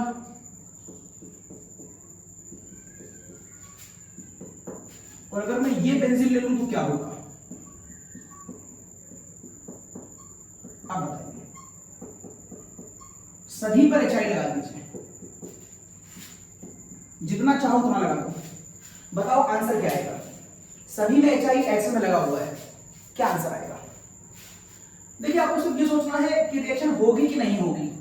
1 डिग्री की तरफ है तो सोचना SN2 से कराएंगे। और अगर आपको हाईली स्टेबल कार्बोनियम आयन दिख रहा हो 3 डिग्री या उससे ज्यादा हाईली स्टेबल, कभी कभी रेजोनेंस स्टेबलाइज कार्बोनियम आयन होते हैं, बेंजीलिक और एलिलिक, तो ऐसे केसों में फिर आंसर SN1 के थ्रू होगा। चेक करते हैं। आइए, यहां पर ये कह रहा है कि मैं 1 डिग्री हूं, इसलिए मैं अपना आंसर SN1 से लाऊंगा, सॉरी SN2 से लाऊंगा। लेकिन यहां देखिए, अगर बॉन्ड यहां से ब्रेक हो और यहां पर प्लस आ जाए तो ये देखो बेंजीलिक कंपाउंड है, और बेंजीलिक की स्टेबिलिटी 1 डिग्री से बहुत ज्यादा होती है। और अगर हाईली स्टेबल कार्बोनियम आ गया है तो फिर आंसर उसी के अकॉर्डिंग आएगा। This is the cause, this is the cause. यहां पर बॉन्ड यहां से ब्रेक करेगी और यहां पर लाओगे तुम I और यहां पर लाओगे तुम H। मैंने कहा था एकेडमिक लेवल वाले क्वेश्चनों के अंदर खाली वो लॉजिक लगाना मेरा कि छोटे वाले बच्चे को आइसक्रीम और इमली दे दो और बड़े वाले बच्चे को अल्कोहल दे दो, लेकिन तुम जैसे ही एकेडमिक से बाहर निकलोगे तब वो लॉजिक नहीं लगेगा। वो खाली शॉर्ट ट्रिक है कुछ एग्जाम्पलों के लिए। यहाँ पर तो छोटा बच्चा ये था, लेकिन इसको हमने क्या दे दिया है? अल्कोहल दे दिया है, और बड़े बच्चे को हमने इमली दे दी है। मतलब हम ये लॉजिक हर जगह नहीं लगा पाएंगे। तो यहां पर आंसर क्या आ जाएगा? तो यहां पर आंसर आ जाएगा ये बन गया CH2I और ये बन गया मेथाइल अल्कोहल। अब मैंने कहा था HI यहां पर, अच्छा पहला आंसर किसके थ्रू आया है? ये कह रहा था SN2 करेंगे और ये कह रहा था हम SN1 करेंगे, तो रेशियो तो इसकी अकॉर्डिंग हुई है, लिहाजा SN1 से रिएक्शन हुई है, SN2 से रिएक्शन नहीं हुई है। ये बन गया और ये बन गया। अब HI एक्सेस में था, अब क्या होगा? तो दूसरा HI यहां पर अटैक कर सकता है। और क्या आपको मालूम है? शॉर्ट ट्रिक कर दे रहे, यहां पर I आ जाएगा, यहां पर H आ जाएगा। शॉर्ट ट्रिक आपको मालूम है, ये CH3, ये पानी, और हम किसके थ्रू हो रही है? सर SN2 के थ्रू हो रही है। 1 डिग्री है, SN2 के थ्रू होगी। यहां पर अगर तुम देखो तो ये कह रहा है कि सर हम तो पहले ही 2 डिग्री कार्बोनियम बनाना चाहते हैं। अगर 1 डिग्री होता है तो डर के मारे कुछ बोलते नहीं है। और ये कहता है कि सर हम तो बहुत ही हाईली स्टेबल कार्बोनियम बनाते हैं। तो ये कह रहा है मेरी इच्छा है 2 डिग्री की कार्बोनियम बनाऊं, और ये कहता है मैं तो बहुत बढ़िया कार्बोनियम बनाऊंगा, लिहाजा कार्बोनियम बनेगा। और कार्बोनियम बनेगा तो इनमें किसके थ्रू पूरी होगी? SN1 के थ्रू पूरी होगी। तो किसको तुम H दोगे? तो बॉन्ड कहां से ब्रेक करोगे? यहां से बॉन्ड ब्रेक करोगे ताकि कार्बोनियम आयन बने। तो इसके ऊपर आ जाएगा I और इसके ऊपर आ जाएगा H। तो एक आंसर तुमको मिलेगा बेंजाइल अल्कोहल और एक आंसर मिलेगा तुमको आइसोप्रोपाइल अल्कोहल। सॉरी, यहां मिलेगा आयोडीन, यहां मिलेगा बेंजील आयोडीन, बेंजील आयोडाइड, और वहां मिलेगा आइसोप्रोपाइल अल्कोहल। अगर HI एक्सेस में होता, मान लो मैं 2 बार लेके बैठा होता, तो यहां पर अभी एक स्टेप की रिएक्शन और हो जाएगी। और जब एक स्टेप की होगी तो आप यहां पर मालूम है शॉर्ट ट्रिक, यहां पर H लगा दो, प्लस लगा दो, पानी बाहर निकाल दो, और ये देखिए आपका यहां पर I आ जाएगा। यहां देखिए, अब देखिए यहां पर क्या हो रहा है? पहली बात तो बेंजीलिक नहीं बनाया मैंने, बेंजीलिक बना लूं जरा इसको पहले बेंजीलिक बना लें। तो अगर मैं बेंजीलिक बनाता हूं तो ये फिगर अब आपको यूं दिखाई देगी। ये देखिए, यहां तो मौज ही मौज है।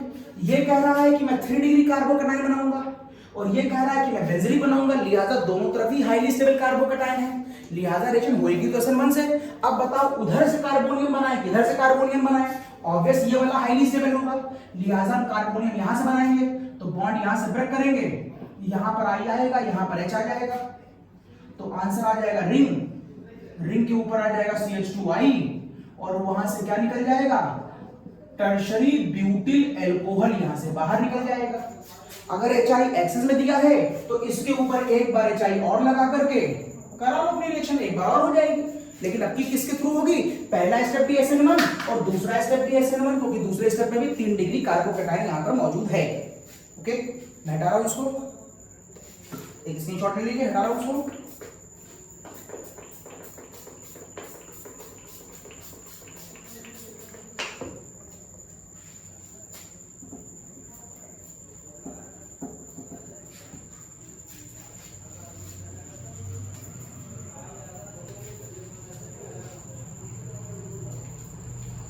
चलिए आगे देखते हैं।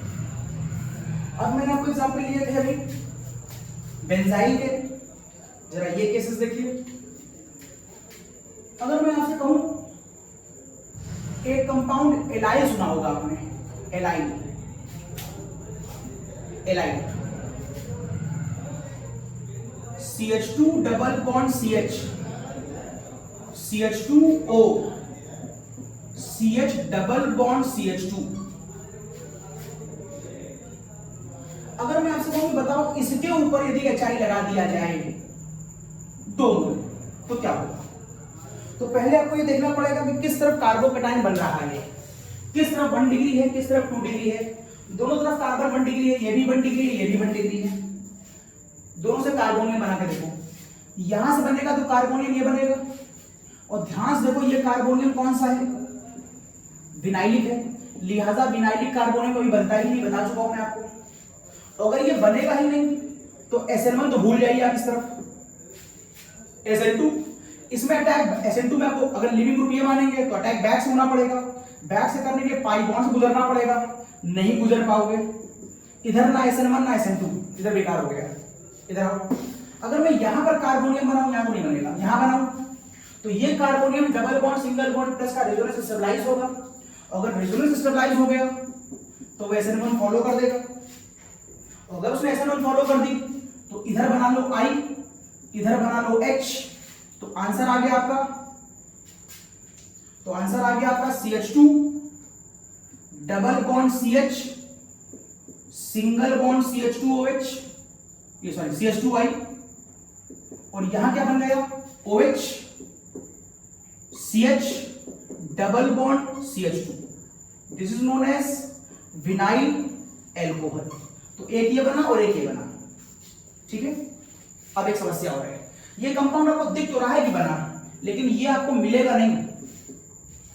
क्यों नहीं मिलेगा? सर ये टाटोमेरिज्म कंपाउंड दिखाएगा, ये टाटोमेरिज्म दिखा रहा है। आपको बताया था मैंने X double bond Y ZH अगर कहीं पर होता है और ये Z अगर sp3 हाइब्रिडाइज होता है तो वो टाटोमेरिज्म दिखाता है, H यहां चला जाता है ट्राइड फॉर्म, और जहां से H आया है वहां की सिंगल वाली बॉन्ड डबल हो जाती है। करके देखिए कैसा हो रहा है, करिए। क्या मैं विनाइल को ऐसे लिख सकता हूं? CH2 double bond CH OH, एक लोन पेयर, 2 लोन पेयर, क्या ये sp3 है? हाँ। क्या मैं H को यहां से यहां ला सकता हूं 1 से 3? हाँ। जहां लाओगे वहां क्या हो जाएगी? सिंगल, जहां से लाओगे वहां क्या हो जाएगी? डबल। तो आंसर क्या आ जाएगा? तो कहीं आंसर आपको ये तो नहीं दिखाई दे रहा है? यस। तो यहां पर जो आंसर आएगा वो ये और ये आएगा। आपको लग रहा है कि विनाइल अल्कोहल मिला था, लेकिन एक्चुअल में आपको विनाइल अल्कोहल मिलेगा नहीं। तो आपको जो ऑप्शंस वाले क्वेश्चंस होंगे उसमें आप गलती कर सकते हैं। इस वाले क्वेश्चन को देख के आप टिक करके आएंगे, आंसर ये होगा। ये कहलाता है टाटोमेरिज्म। ओके, मैं आगे बढ़ता हूं। तो बताइए जरा मुझे इस केस का आंसर क्या आएगा, बताइए। अगर मैं यहां पर OCH3 लगाऊं, एक नहीं 2 बार, तो क्या होगा? अगर मैं यहां पर लगाऊं OCH3 तो क्या होगा? चलो पहले ये तो बताओ, सोचिए। आपको बहुत अच्छी तरह मालूम चल चुका है कि कहां कहां कटायन आता है और कहां कहां नहीं आता है। रिंग के ऊपर कभी कटायन नहीं आता, क्योंकि रिंग पर कटायन लाओगे तो फिर बताया था मैंने वो हाईली अनस्टेबलाइज कर जाएगा। तो आप ये तो बिल्कुल भूल ही जाओगे, यहां प्लस या यहां प्लस आ सकता है, कतई नहीं आ सकता, यहां तो नहीं आएगा। अब तो आप जब HI लगा रहे थे तो यहां पर आप H+ तो ले आए थे, ये देखिए। अब आपको सोचना है कि ब्रेक कहां से करें। अब अगर आप CH3 की बॉन्ड ब्रेक करते हैं तो मामला कुछ जल सकता है। इधर वाली बॉन्ड ब्रेक करेंगे तो प्लस आपको यहां लाना पड़ेगा, तो आप ला नहीं सकते, लिहाजा आप इधर वाली बॉन्ड ब्रेक नहीं करेंगे। वैसे इधर वाली बॉन्ड ब्रेक नहीं करेंगे, तो फिर ब्रेक किधर वाली बॉन्ड करेंगे आप? तो फिर ब्रेक आप इधर वाली बॉन्ड करेंगे। अगर आप इधर वाली बॉन्ड ब्रेक करेंगे तो आप CH3 को डेवलप कर रहे हैं, और CH3 क्या होगा? कटायन तो बनाएगा नहीं, कटायन नहीं बनाएगा तो किस रास्ते पूरी होगी? रिएक्शन SN2 के रास्ते में पूरी होगी, मतलब ट्रांजिशन स्टेट। ठीक, कहां से बॉन्ड ब्रेक करेंगी हम समझ गए। तो इधर कौन आएगा? I, और यहां पर कौन आ गया है? HI का H, ऐसे यहां पर I और इसका H पहले ही आ चुका है। तो बोलो फिगर क्या बन गई? फिगर आ गई रिंग, रिंग के ऊपर आ गया ये OH, ये OH, और निकल गए यहां से CH3 आई। क्या इस कंपाउंड के ऊपर फर्दर HI लगाया जा सकता है? क्या HI एक्सेस देने पर यहां पर रिएक्शन हो सकती है? सोच लीजिएगा। अगर आप यहां फर्दर HI से कराएंगे तो यहां प्लस आएगा, और इसे हटाने के लिए आपको ये करना पड़ेगा, और ये करने के लिए आपको यहां पर प्लस लाना पड़ेगा, और रिंग के ऊपर प्लस नहीं ला सकते। आपको बहुत देर से मैं बता रहा हूं ये बात, रिंग पर प्लस नहीं ला सकते, लिहाजा इस पर फर्दर रिएक्शन संभव नहीं है। तो कुल मिलाकर यहां से यहां पर केवल 2 HI लगेंगे। यहां पर मैंने यहां पर आपको क्वेश्चन ऐसे दे दिया, XHI, बताओ कितने HI लगाएंगे और क्या बनेगा? मैंने आपको ये नहीं बताया कि चाहिए 1 मोल है कि 2 मोल है, आपसे पूछ लिया है। आप बताइए कितने HI लगा सकते हैं आप मैक्सिमम, और क्या बनाएंगे? तो आप समझ गए, इसी तरह वर्क होगा। पहला H यहां पर आ जाएगा, दूसरा H यहां, तीसरा H यहां, O पर प्लस, O पर प्लस, O पर प्लस। बॉन्ड आप अंदर से बाहर तोड़ ही सकते हैं, रिंग पर प्लस आएगा नहीं, अंदर से बाहर नहीं तोड़ेंगे, अंदर से बाहर नहीं तोड़ेंगे। तो बॉन्ड कहां से ब्रेक कर रहे होंगे आप? बॉन्ड OCH3 की ब्रेक करेंगे आप, बॉन्ड आप ब्रेक करेंगे OCH3 की, बॉन्ड आप ब्रेक करेंगे OCH3 की। अगर आप OCH3 की बॉन्ड ब्रेक करने की सोच रहे हैं तो आपको मालूम है 1 डिग्री कटायन तो बनेगा नहीं, लिहाजा स्टेट कहां से आएगी? SN2 से। मी से सभी रिएक्शन कैसे होंगी? SN2 से होंगी। तो आंसर क्या आएगा? उसने पूछा था आंसर, आंसर मिल गया। यहां पर भी OH होगा, यहां पर भी OH होगा, यहां पर भी OH होगा, और ये बन गया CH3। H आ चुका था तो I आ गया, H आ चुका था I आ गया, H आ चुका था I आ गया, 3 मॉलिक्यूल ऑफ CH3I बनेगा। तो आपको फिलहाल इस HI की वैल्यू कितनी मिल गई? 3। तो क्या और HI लगा सकता हूं मैं इसके ऊपर? नहीं लगा सकते। तो यहां पर अगर आप और H लगाएंगे तो बॉन्ड अंदर से ब्रेक करनी पड़ेगी, जो संभव नहीं है, लिहाजा इसके आगे फर्दर रिएक्शन नहीं हो सकती। अच्छा, आगे देखिए।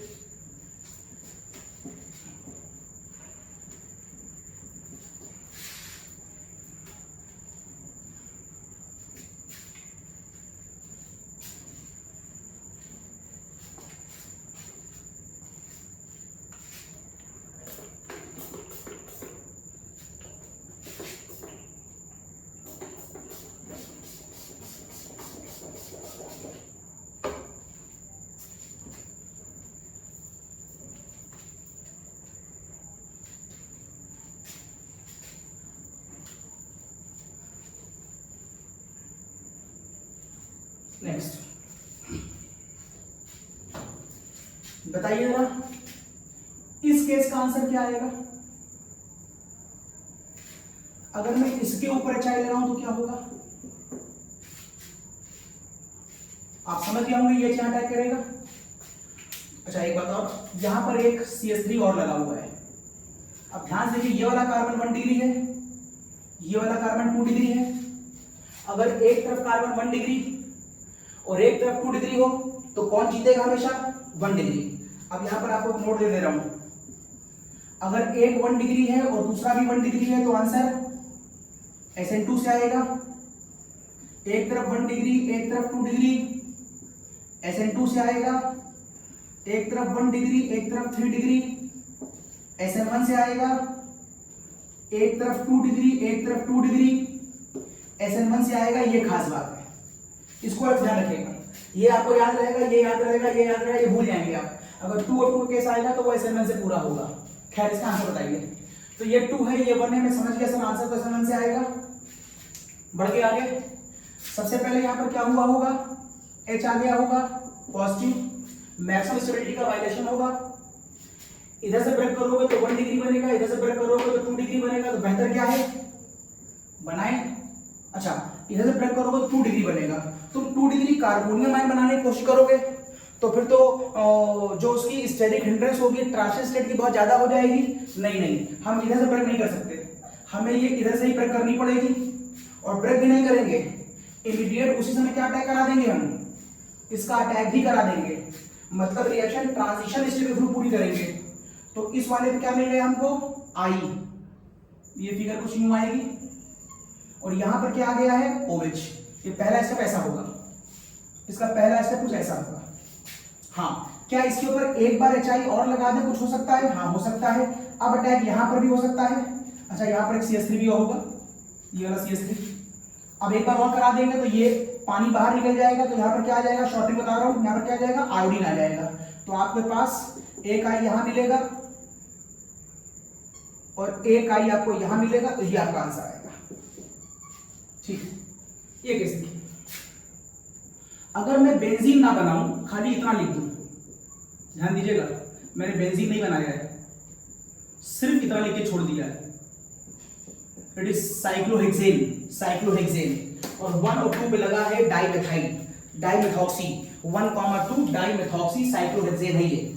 अब मैं आपसे पूछ रहा हूं, अगर मैं यहां पर HI लगाऊं तो बताओ मैक्सिमम कितने HI लगा सकता हूं ताकि रिएक्शन एंड प्रोडक्ट तक जाए, बताओ कितने मोल HI लगाऊं और क्या बनाऊं, सोचो सोचो, कितने मोल HI बनाऊं और क्या बनाऊं।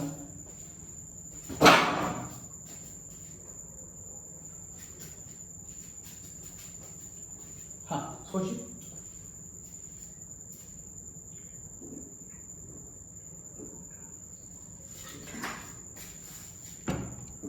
हाँ तो वो ये होगा, पहला H यहां लगाओ प्लस, पहला H यहां लगाओ प्लस। अब आपको बॉन्ड 2 टुकड़ों में दिखाई दे रही होगी, आप इधर से विब्रेट कर सकते हैं और इधर से भी, सोचिए किस तरफ से तोड़ सकते हैं आप। अंदर कार्बन का डिग्री दिख रहा है 2 डिग्री, यहां पर 2 डिग्री, यहां पर 1 डिग्री।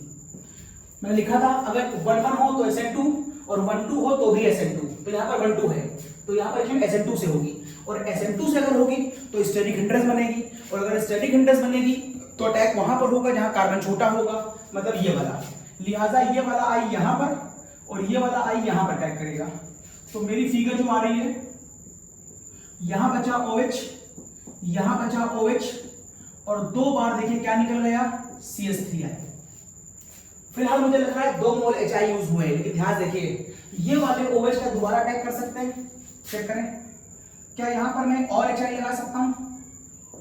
अगर मैं यहां H और यहां H लगाऊं तो ये प्लस और ये प्लस, क्या यहां पर मैक्सिमम स्टेबिलिटी का वायलेशन होगा, चेक करिए। अगर ये वाली बॉन्ड टूटकर बाहर चली जाए और ये वाली भी टूट के बाहर चली जाए, तो अब आपको प्लस कहां दिखाई देगा, यहां, और ये चला गया 2 बार पानी बाहर। सोच के बताइए कि क्या मैं रिंग के ऊपर प्लस ला सकता हूं, ला सकता हूं। हम कब मना करते थे, जब बेंजीन रिंग हुआ करती थी।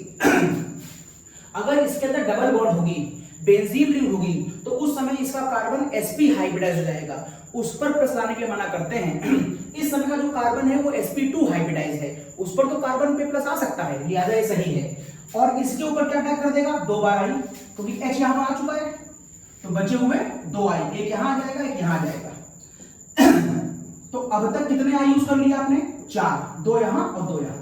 क्या अभी खत्म हो गई, नहीं, ये आई और ये आई एक दूसरे को रिपेल करेगा, अनस्टेबिलिटी मेंटेन करेगा। This is the cause. आप कहेंगे ये I2 निकल जाएगा और डबल बॉन्ड आ जाएगी, अब तो खत्म हो गई रिएक्शन, नहीं। अब इस डबल बॉन्ड के ऊपर HI लगा दो, किस रूल से, मार्कोनी-कॉफ रूल से।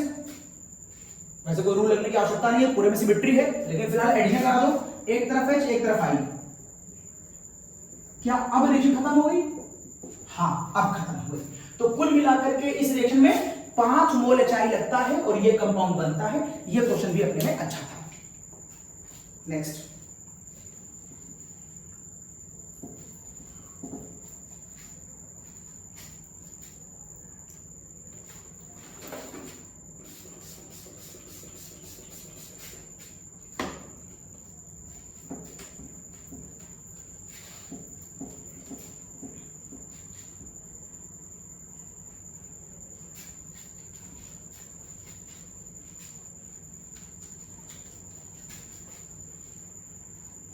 नेक्स्ट केस,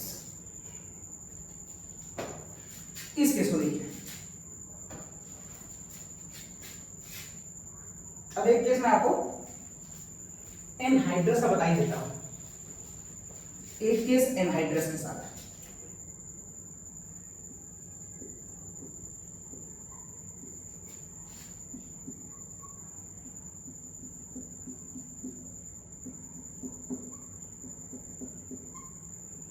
इसके ऊपर एक बार कॉन्सेंट्रेट और एक बार एनहाइड्रस, क्या फर्क आएगा?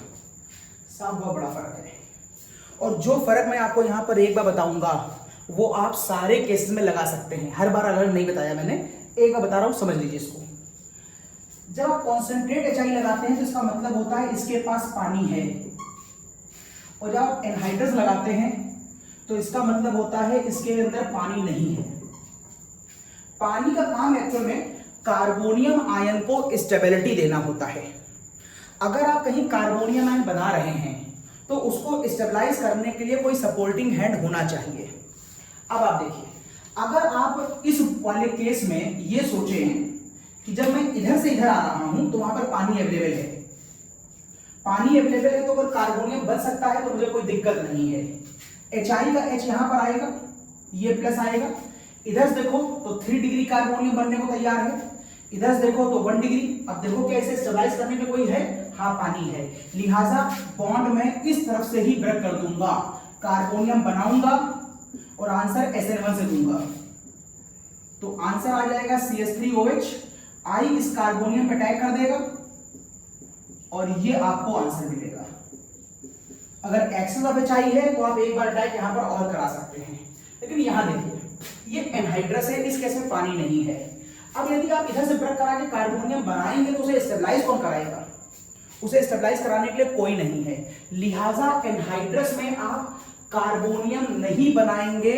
अगर वो अपने आप सेल्फ स्टेबलाइज्ड है तो ठीक है, तब तो संभव हो सकता है, जैसे कि बेंजिल कार्बोनियम आयन है तो उसको रेजोनेंस स्टेबलाइज कर देता है, उसके लिए पानी की आवश्यकता नहीं है। एलिल कार्बोनियम आयन है, ट्रोपोलियम कार्बोनियम आयन है, वो खुद रेजोनेंस स्टेबलाइज्ड हैं, मींस ये कार्बोनियम आयन रेजोनेंस स्टेबलाइज नहीं है, इसको स्टेबलाइज करने के लिए पानी चाहिए, पानी होगा तो ये बनेगा वरना नहीं बनेगा, लिहाजा इस केस में पानी नहीं है तो ये नहीं बनेगा। अगर आप यूं जाएंगे तो अब ये रिएक्शन इधर से ब्रेक नहीं होगी, अब ये रिएक्शन इधर से ब्रेक ना होकर के आपको इधर से ब्रेक करनी पड़ेगी, मतलब कार्बोनियम बनाएंगे ही नहीं। मतलब अब इस आई का अटैक हम बैक से दिखाएंगे, और बैक से दिखाएंगे तो किधर से जा रही है? SN2 से होके जा रही है, लिहाजा क्या आंसर आएगा? एक आंसर आ जाएगा CH3I और एक आंसर आ जाएगा ये पूरा, and that is methyl alcohol. This is your methyl alcohol. क्या इसके ऊपर मैं एक बार HI और लगा सकता हूं? एनहाइड्रस, क्या मैं इसके ऊपर एक बार HI और लगा सकता हूं? ध्यान दीजिएगा, एनहाइड्रस नहीं लगा सकते, क्योंकि अगर आपने एक बार HI और लगाया तो वो यहां पर आएगा, यहां आएगा तो प्लस आएगा, प्लस आएगा तो ये बाहर जाएगा, ये बाहर जाएगा तो C+ बनेगा, और C+ कार्बोनियम पानी से स्टेबलाइज नहीं हो पा रहेगा, यहां पर कोई पानी है ही नहीं, लिहाजा अब ये रिएक्शन नहीं होगी। ठीक, एक केस और देखिए, बताइए क्या ये कंपाउंड, देखिए इसको, अगर आप इस कंपाउंड की रिएक्शन HI से कराएं तो क्या रिएक्शन संभव है? हाँ, मैंने आपसे स्टार्टिंग में कह दिया था कि ये वाला कंपाउंड अपने में हाईली स्टेबल का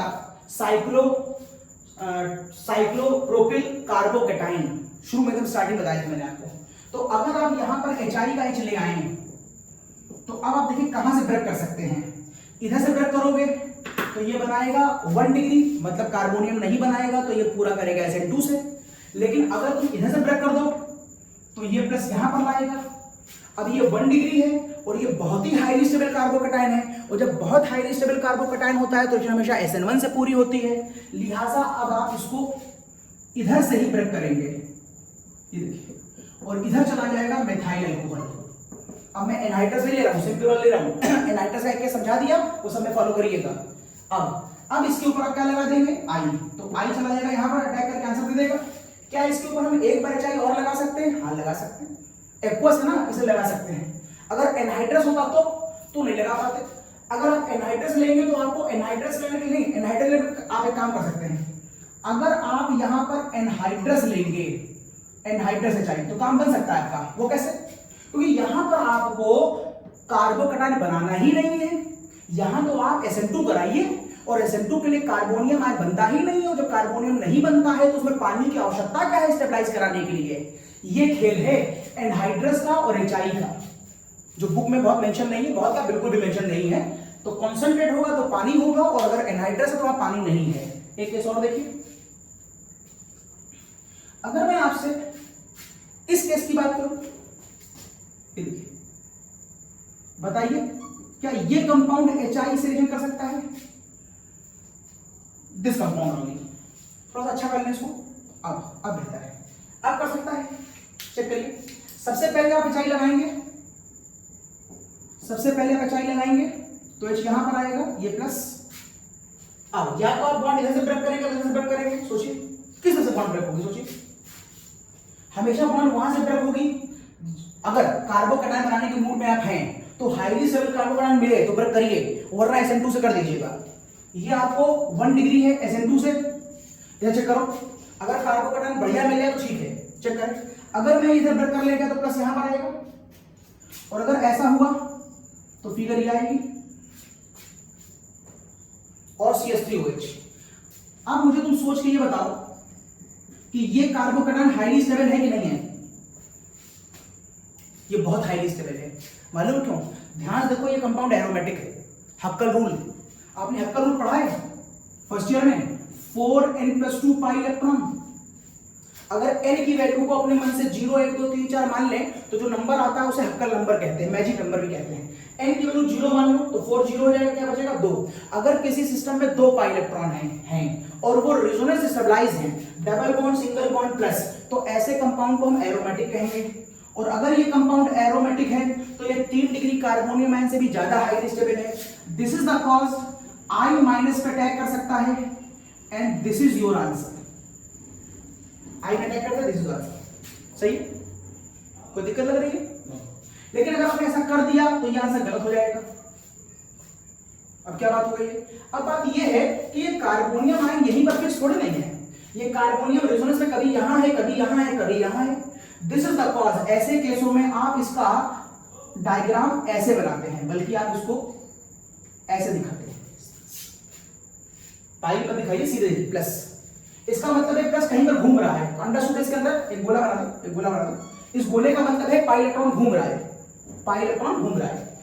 और ये देखिए, और इसके बाहर बना दो I-। It is just like a salt. जैसे अमोनियम सॉल्ट दिखाते हैं वैसे ही मैं यहाँ सॉल्ट दिखाऊंगा। इस तरीके से डायग्राम का प्रेजेंटेशन नहीं आता है, क्योंकि इसका मतलब होता है I एक जगह फिक्स हो गया है। नहीं, प्लस कभी यहां, कभी यहां है, कभी यहां, तो I कहीं किसी से भी इंटरैक्ट कर रहा होगा। अच्छा केस था ये। और देखो, इतने केसेस आपने कभी किसी किताब में कहीं जगह देखे नहीं होंगे। तो ये ईथर के यहां से लेकर J लेवल तक जितने भी संभव केस बन सकते हैं मैंने सारे बता दिए हैं, कुछ छोड़ा नहीं है। तो it is more than sufficient. इसके बाद इस रिएक्शन को आपको किसी भी किताब से कहीं से भी पढ़ने की आवश्यकता नहीं है। It is more than sufficient up to J level. NEET, medical, academic तो बहुत पीछे छोड़ दिया था हम लोगों ने शुरू में ही, उसकी शॉर्टकट बताई थी मैंने आपको। कुछ केसेस और बचे मेरे अच्छे अच्छे, उनको देख ले। कुछ केसेस और देख ले मेरे पास। अगर मेरे पास ये केस होता तो बताइए, एक्सेस ऑफ HI क्या होगा? सबसे पहला काम सर यहां पर लाएंगे, यहां प्लस आएगा, ठीक है। अब इधर से ब्रेक करोगे तो SN2 से पूरा होगा, इधर से ब्रेक करोगे तो कार्बोकैटायन बनेगा। और चेक करके देखो, अगर हाईली स्टेबल है तो SN1 करो, नहीं तो SN2 से कर लेना। अगर मैं इसे ब्रेक करूं, मान लो कुछ पल के लिए, अगर यूं ब्रेक कर देता हूं तो प्लस यहां पर आएगा, और यहां प्लस आने पर double single plus resonance, double single plus resonance, ये तो एरोमेटिक हो गया, हाईली स्टेबल हो गया ना? नहीं, ये कंपाउंड बहुत ही बेकार है, क्योंकि ये कंपाउंड एंटी एरोमेटिक है। एंटी एरोमेटिक वो होते हैं जिनमें 4n पाई इलेक्ट्रॉन सिस्टम होता है। n की वैल्यू 1 करो 4 आ जाएगा, 4 है। साइक्लिक होना चाहिए, 4n का फॉर्मूला होना चाहिए और रेजोनेंस होना चाहिए। अगर ऐसा है तो इसे एंटी एरोमेटिक कहते हैं। ऐसे कंपाउंड हाईली अनस्टेबल होते हैं, लिहाजा हम यहां पर कार्बोनियम आयन नहीं बनाएंगे, लिहाजा हम यहां पर कार्बोनियम आयन नहीं बनाएंगे। तो मुझे बॉन्ड यहीं से ब्रेक करनी पड़ेगी, मेरी मजबूरी है। मतलब आंसर SN2 के थ्रू आएगा। तो बोलो आंसर क्या बना? तो आंसर बना ये, डबल बॉन्ड ऐसे ही रहने दो, यहां पर रह जाएगा OH और यहां पर आ जाएगा CH3I, क्योंकि I वाला अटैक बैक से करेगा, लिविंग ग्रुप बाहर ले जाएगा। क्या तुम इस कंपाउंड का अटैक फर्दर एचाइज करा सकते हो? नहीं, क्योंकि अगर तुम फर्दर एचाइज कराओगे तो यहां पर H आएगा, उसे बाहर निकालने के लिए कार्बोनियम आयन बनाना पड़ेगा और वो कार्बोकैटायन एंटी एरोमेटिक होगा, लिहाजा फर्दर इसकी रिएक्शन आप नहीं करा सकते। ठीक है, चलो ये बात भी हो गई। अब आपको हमने लास्ट लेक्चर में एक लेक्चर भेजा था, लेक्चर दिया था मैंने आपको, यूट्यूब पे डाला था, और वो था पेरीसाइक्लिक का। और पेरीसाइक्लिक में मैंने आपको ब्रिज कंपाउंड बना के दिखाए थे, कुछ क्वेश्चन ब्रिज कंपाउंड से। देखिए ये भी मेरे पास एक ब्रिज केस है, this is the case of, इसे नॉरबोरेन कहते हैं, कॉमन नेम नॉरबोरेन। आयुकेसिन है, इसमें नंबरिंग हमेशा ब्रिज से शुरू करते हैं, 1 2 3 4 5 6, सबसे आखिरी में ये काउंट करते हैं, तो इसका नाम हो जाता है बाईसाइक्लो। देखिए इसमें 2 साइकिल हैं, एक साइकिल ये वाली चल रही है और एक साइकिल ये ऊपर वाली चल रही है, 2 साइकिल हैं, इसलिए बाईसाइक्लो। इस बाईसाइक्लो के ब्रैकेट में इस ब्रिज के इधर कितने कार्बन हैं? 2, इधर कितने कार्बन हैं? 2, और ब्रिज के बीच में कितने कार्बन हैं? 2 कार्बन। तुम चाहोगे दे सकते हो ऐसे ऐसे। बीच में कितने हैं? 1। कुल कितने हैं? 6 बाहर है, 1 अंदर है, कुल कितने हैं? 7। तो ये इसका नाम हो गया, ये इसका नाम हो गया bicyclo 2,2,1 heptane, it is heptane. अब आप फिर से इसे वापस वैसे दिखा दीजिए ताकि आपको बात समझ में आए। इस वाले कार्बन को ब्रिज हेड कार्बन कहते हैं, ये जो ब्रिज हेड कार्बन है, bridge head carbon. Bridge head carbon के बारे में खास बात ध्यान रखना, इसको एक्सप्लेन करने वाला साइंटिस्ट था ब्रेनेट। उसने इसके ऊपर एक रूल दिया था बाय मेनी एक्सपेरिमेंट्स। उसने कहा था कभी भी ब्रिज हेड कार्बन के ऊपर पॉजिटिव चार्ज नहीं हो सकता। उसने कहा था कभी ब्रिज हेड कार्बन के ऊपर डबल बॉन्ड नहीं हो सकती। इन दोनों ही बातों के पीछे सिर्फ एक ही वजह थी, डबल बॉन्ड भी sp2 हाइब्रिडाइज होती है, मतलब प्लेनर। कार्बोनियम आयन भी sp2 हाइब्रिडाइज होता है, मतलब प्लेनर। मतलब वो कहता है कि चूंकि ये वाला कार्बन ऐसे होने की वजह से प्लेन पर नहीं होता है, इसलिए यहां पर ना पॉजिटिव आ सकता है ना डबल बॉन्ड आ सकती है। तो आप ध्यान रखिएगा इस वाले पॉइंट पर ब्रिज हेड कार्बन, आप ध्यान रखिएगा ब्रिज हेड कार्बन पर ना कभी पॉजिटिव चार्ज होगा और ना कभी डबल बॉन्ड होगी, क्योंकि इन दोनों ही केसों के लिए मुझे कार्बन क्या चाहिए? sp2 चाहिए, मतलब प्लेनर चाहिए, और ये कार्बन प्लेनर नहीं होता है। ओके, इस बात को आप ध्यान रखेंगे। तो आप कभी भी डबल बॉन्ड दिखाना चाहें तो यहां दिखा सकते हैं, लेकिन आप डबल बॉन्ड कभी यहां पर नहीं दिखा सकते, क्योंकि ऐसा करने पर ये कार्बन sp2 हाइब्रिडाइज करना पड़ेगा, जो प्लेनर है नहीं, हो नहीं पाएगा। आप यहां डबल बॉन्ड नहीं दिखा सकते, आप यहां डबल बॉन्ड नहीं दिखा सकते। एक तो प्रायोरिटी वजह है, एक वजह आप और कह सकते हैं। आप ध्यान से देखिए इस केस में ये कार्बन यहां से लेकर यहां तक की रिंग, ये आपको 4 कार्बन की रिंग दिखाई दे रही, मोटी मोटी, ये 4 कार्बन की, और 4 कार्बन की रिंग आपको पहले ही मालूम है एंगल स्ट्रेन से बहुत भरी होती है। अगर इसे देखें तो लगभग 4 कार्बन की रिंग का एक लॉजिक आता है इसके अंदर, मींस इसके अंदर एंगल स्ट्रेन का लॉजिक लग रहा होता है, मींस 4 कार्बन की रिंग पहले ही अनस्टेबल होती है। इसके अंदर 90 डिग्री का एंगल होना कितना चाहिए? 109। ऊपर से आप डबल बॉन्ड लगाए दे रहे हैं, तो अंदर स्ट्रेन पहले ही था, इलेक्ट्रॉनिक क्लाउड आप और डाले दे रहे हैं, तो प्रॉब्लम बढ़ नहीं जाएगी। तो अगर प्रॉब्लम बढ़ जाएगी तो ये मॉलिक्यूल और हाईली अनस्टेबल हो जाएगा। इसलिए हम इसके अंदर ना डबल लगाते हैं ना प्लस लगाते हैं, लेकिन लगा सकते हैं। कैसे? अगर ये बाईसाइक्लो कंपाउंड की कोई भी एक रिंग 8 कार्बन की कर दी जाए, अभी कितने की है? 6 की है, ये 6 की है और ये 5 की है।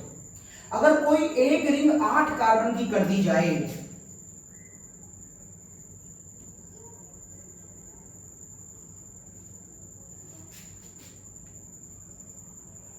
अगर यहां से करें 1 2 3 4 5 6 7 8 और अब लगा दें तो 8 कार्बन के करने के चक्कर में ये थोड़ा सा फ्लैट हो जाता है।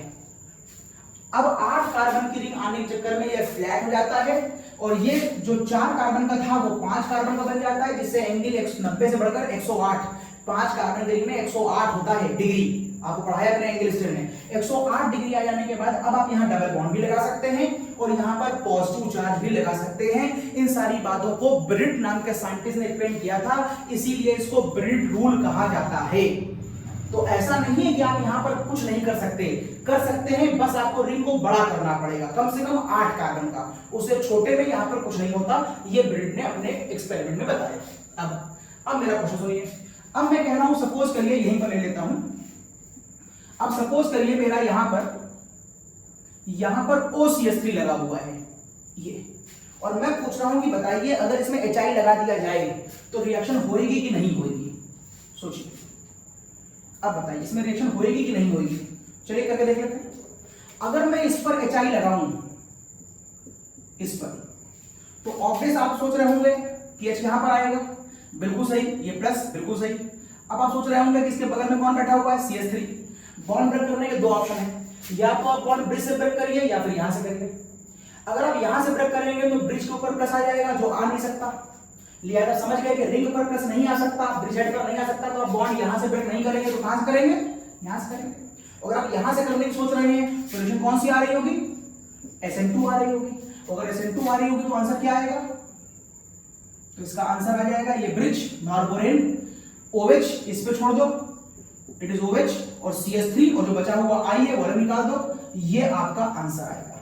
आप यहां पर I नहीं ला सकते, I लाने के प्लस लाना पड़ेगा। यहां देखो, अगर मैं यहां पर लगा लूं OCH3 तो क्या हो सकता है? हाँ, अब देखिए, अगर मैं यहां पर OCH3 ले लेता हूं और यहां पर मैं प्लस लगा देता हूं तो आप बॉन्ड को इधर से ब्रेक कर सकते हैं, इधर से भी देखो हाईली स्टेबल का है, यहां से 1 डिग्री आएगा। अगर आप यहां से ब्रेक करेंगे तो यहां पर ये 3 डिग्री कार्बन आएगा, 1 2 3, और ये 8 कार्बन की रिंग है, ये फ्लैट है, ये पॉजिटिव हो चुकी है, यहां पर ये कार्बन आ सकता है।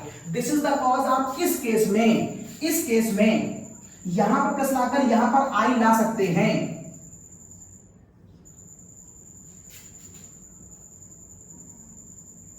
ये प्लस और वहां पर आ गया I, और यहां से CH3OH बाहर निकल गया होगा।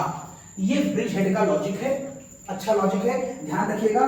ब्रिज हेड कार्बन पर कभी भी हम पॉजिटिव चार्ज नहीं ला सकते। क्यों नहीं ला सकते? क्योंकि ब्रिज हेड कार्बन कार्बोनियम है तो फ्लैट होना चाहिए, और वो फ्लैट होता नहीं है, इसलिए ना डबल बॉन्ड आएगी और ना ही उसके ऊपर प्लस चार्ज आएगा। ये ब्रिज हेड कार्बन का बड़ा अच्छा क्वेश्चन बनता है यहां से। लेकिन 8 कार्बन की रिंग होगी तो रिएक्शन हो सकती है। चलिए और केस देखिए।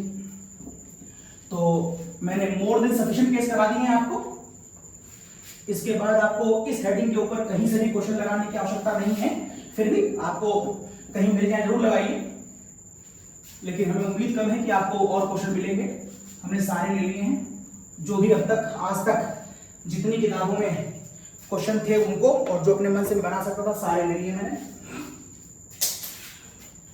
तो वन मोर क्वेश्चन, एंड की तरफ बढ़ रहे हैं हम लोग, कुछ ही बचे हैं मेरे पास।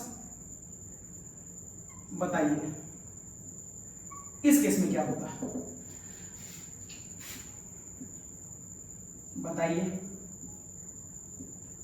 इस केस में क्या होगा?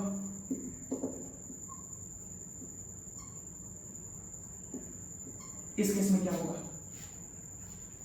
बताइए, क्या बता चुका हूं मैं। 2 केस, इसके ऊपर HI लगाओ, इसके ऊपर HI लगाओ।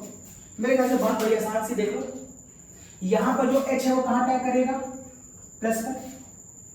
जब प्लस पर टैग करेगा तो यहां पर क्या ले आओगे? H, और ये हो गया प्लस। बॉन्ड कैसे ब्रेक करोगे? या तो इधर से या फिर इधर से, चेक करो। Double bond, single bond, lone pair, मतलब यहां पर क्या लग रहा होगा? रेजोनेंस। बॉन्ड इधर से ब्रेक नहीं होगी, बॉन्ड के ब्रेक होने का खाली एक ही ऑप्शन है आपके पास, लिहाजा बॉन्ड ब्रेक होगी। और अब ये फिगर आपको यूं दिखाई देगी ऐसे, इधर से बॉन्ड ब्रेक करिए तो O यही रहने दो, इधर आ जाएगा ऐसे ऐसे ऐसे, और जब बॉन्ड यहां से ब्रेक होगी तो यहां पर क्या आ जाएगा? प्लस, और इस प्लस में क्या आ गया होगा I, और यहां पर क्या पहले आ गया था H, ये आंसर आएगा। याद रखो ये वाला H टूट करके यहां पर आएगा, ये प्लस आएगा, ठीक है। अब ध्यान दो, double bond single bond lone pair, double bond single bond lone pair, इधर भी रेजोनेंस है, इधर भी रेजोनेंस है, लिहाजा इस कंपाउंड में ऐसी कोई रिएक्शन होगी ही नहीं। अच्छा, क्या कोई और केस बना? इधर कॉपी करो, पानी पी ले।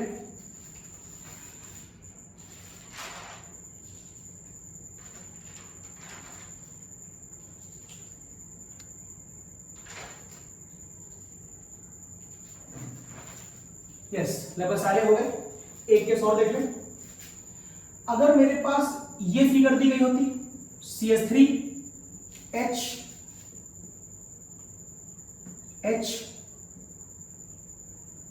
Cl O CH3 CH2H,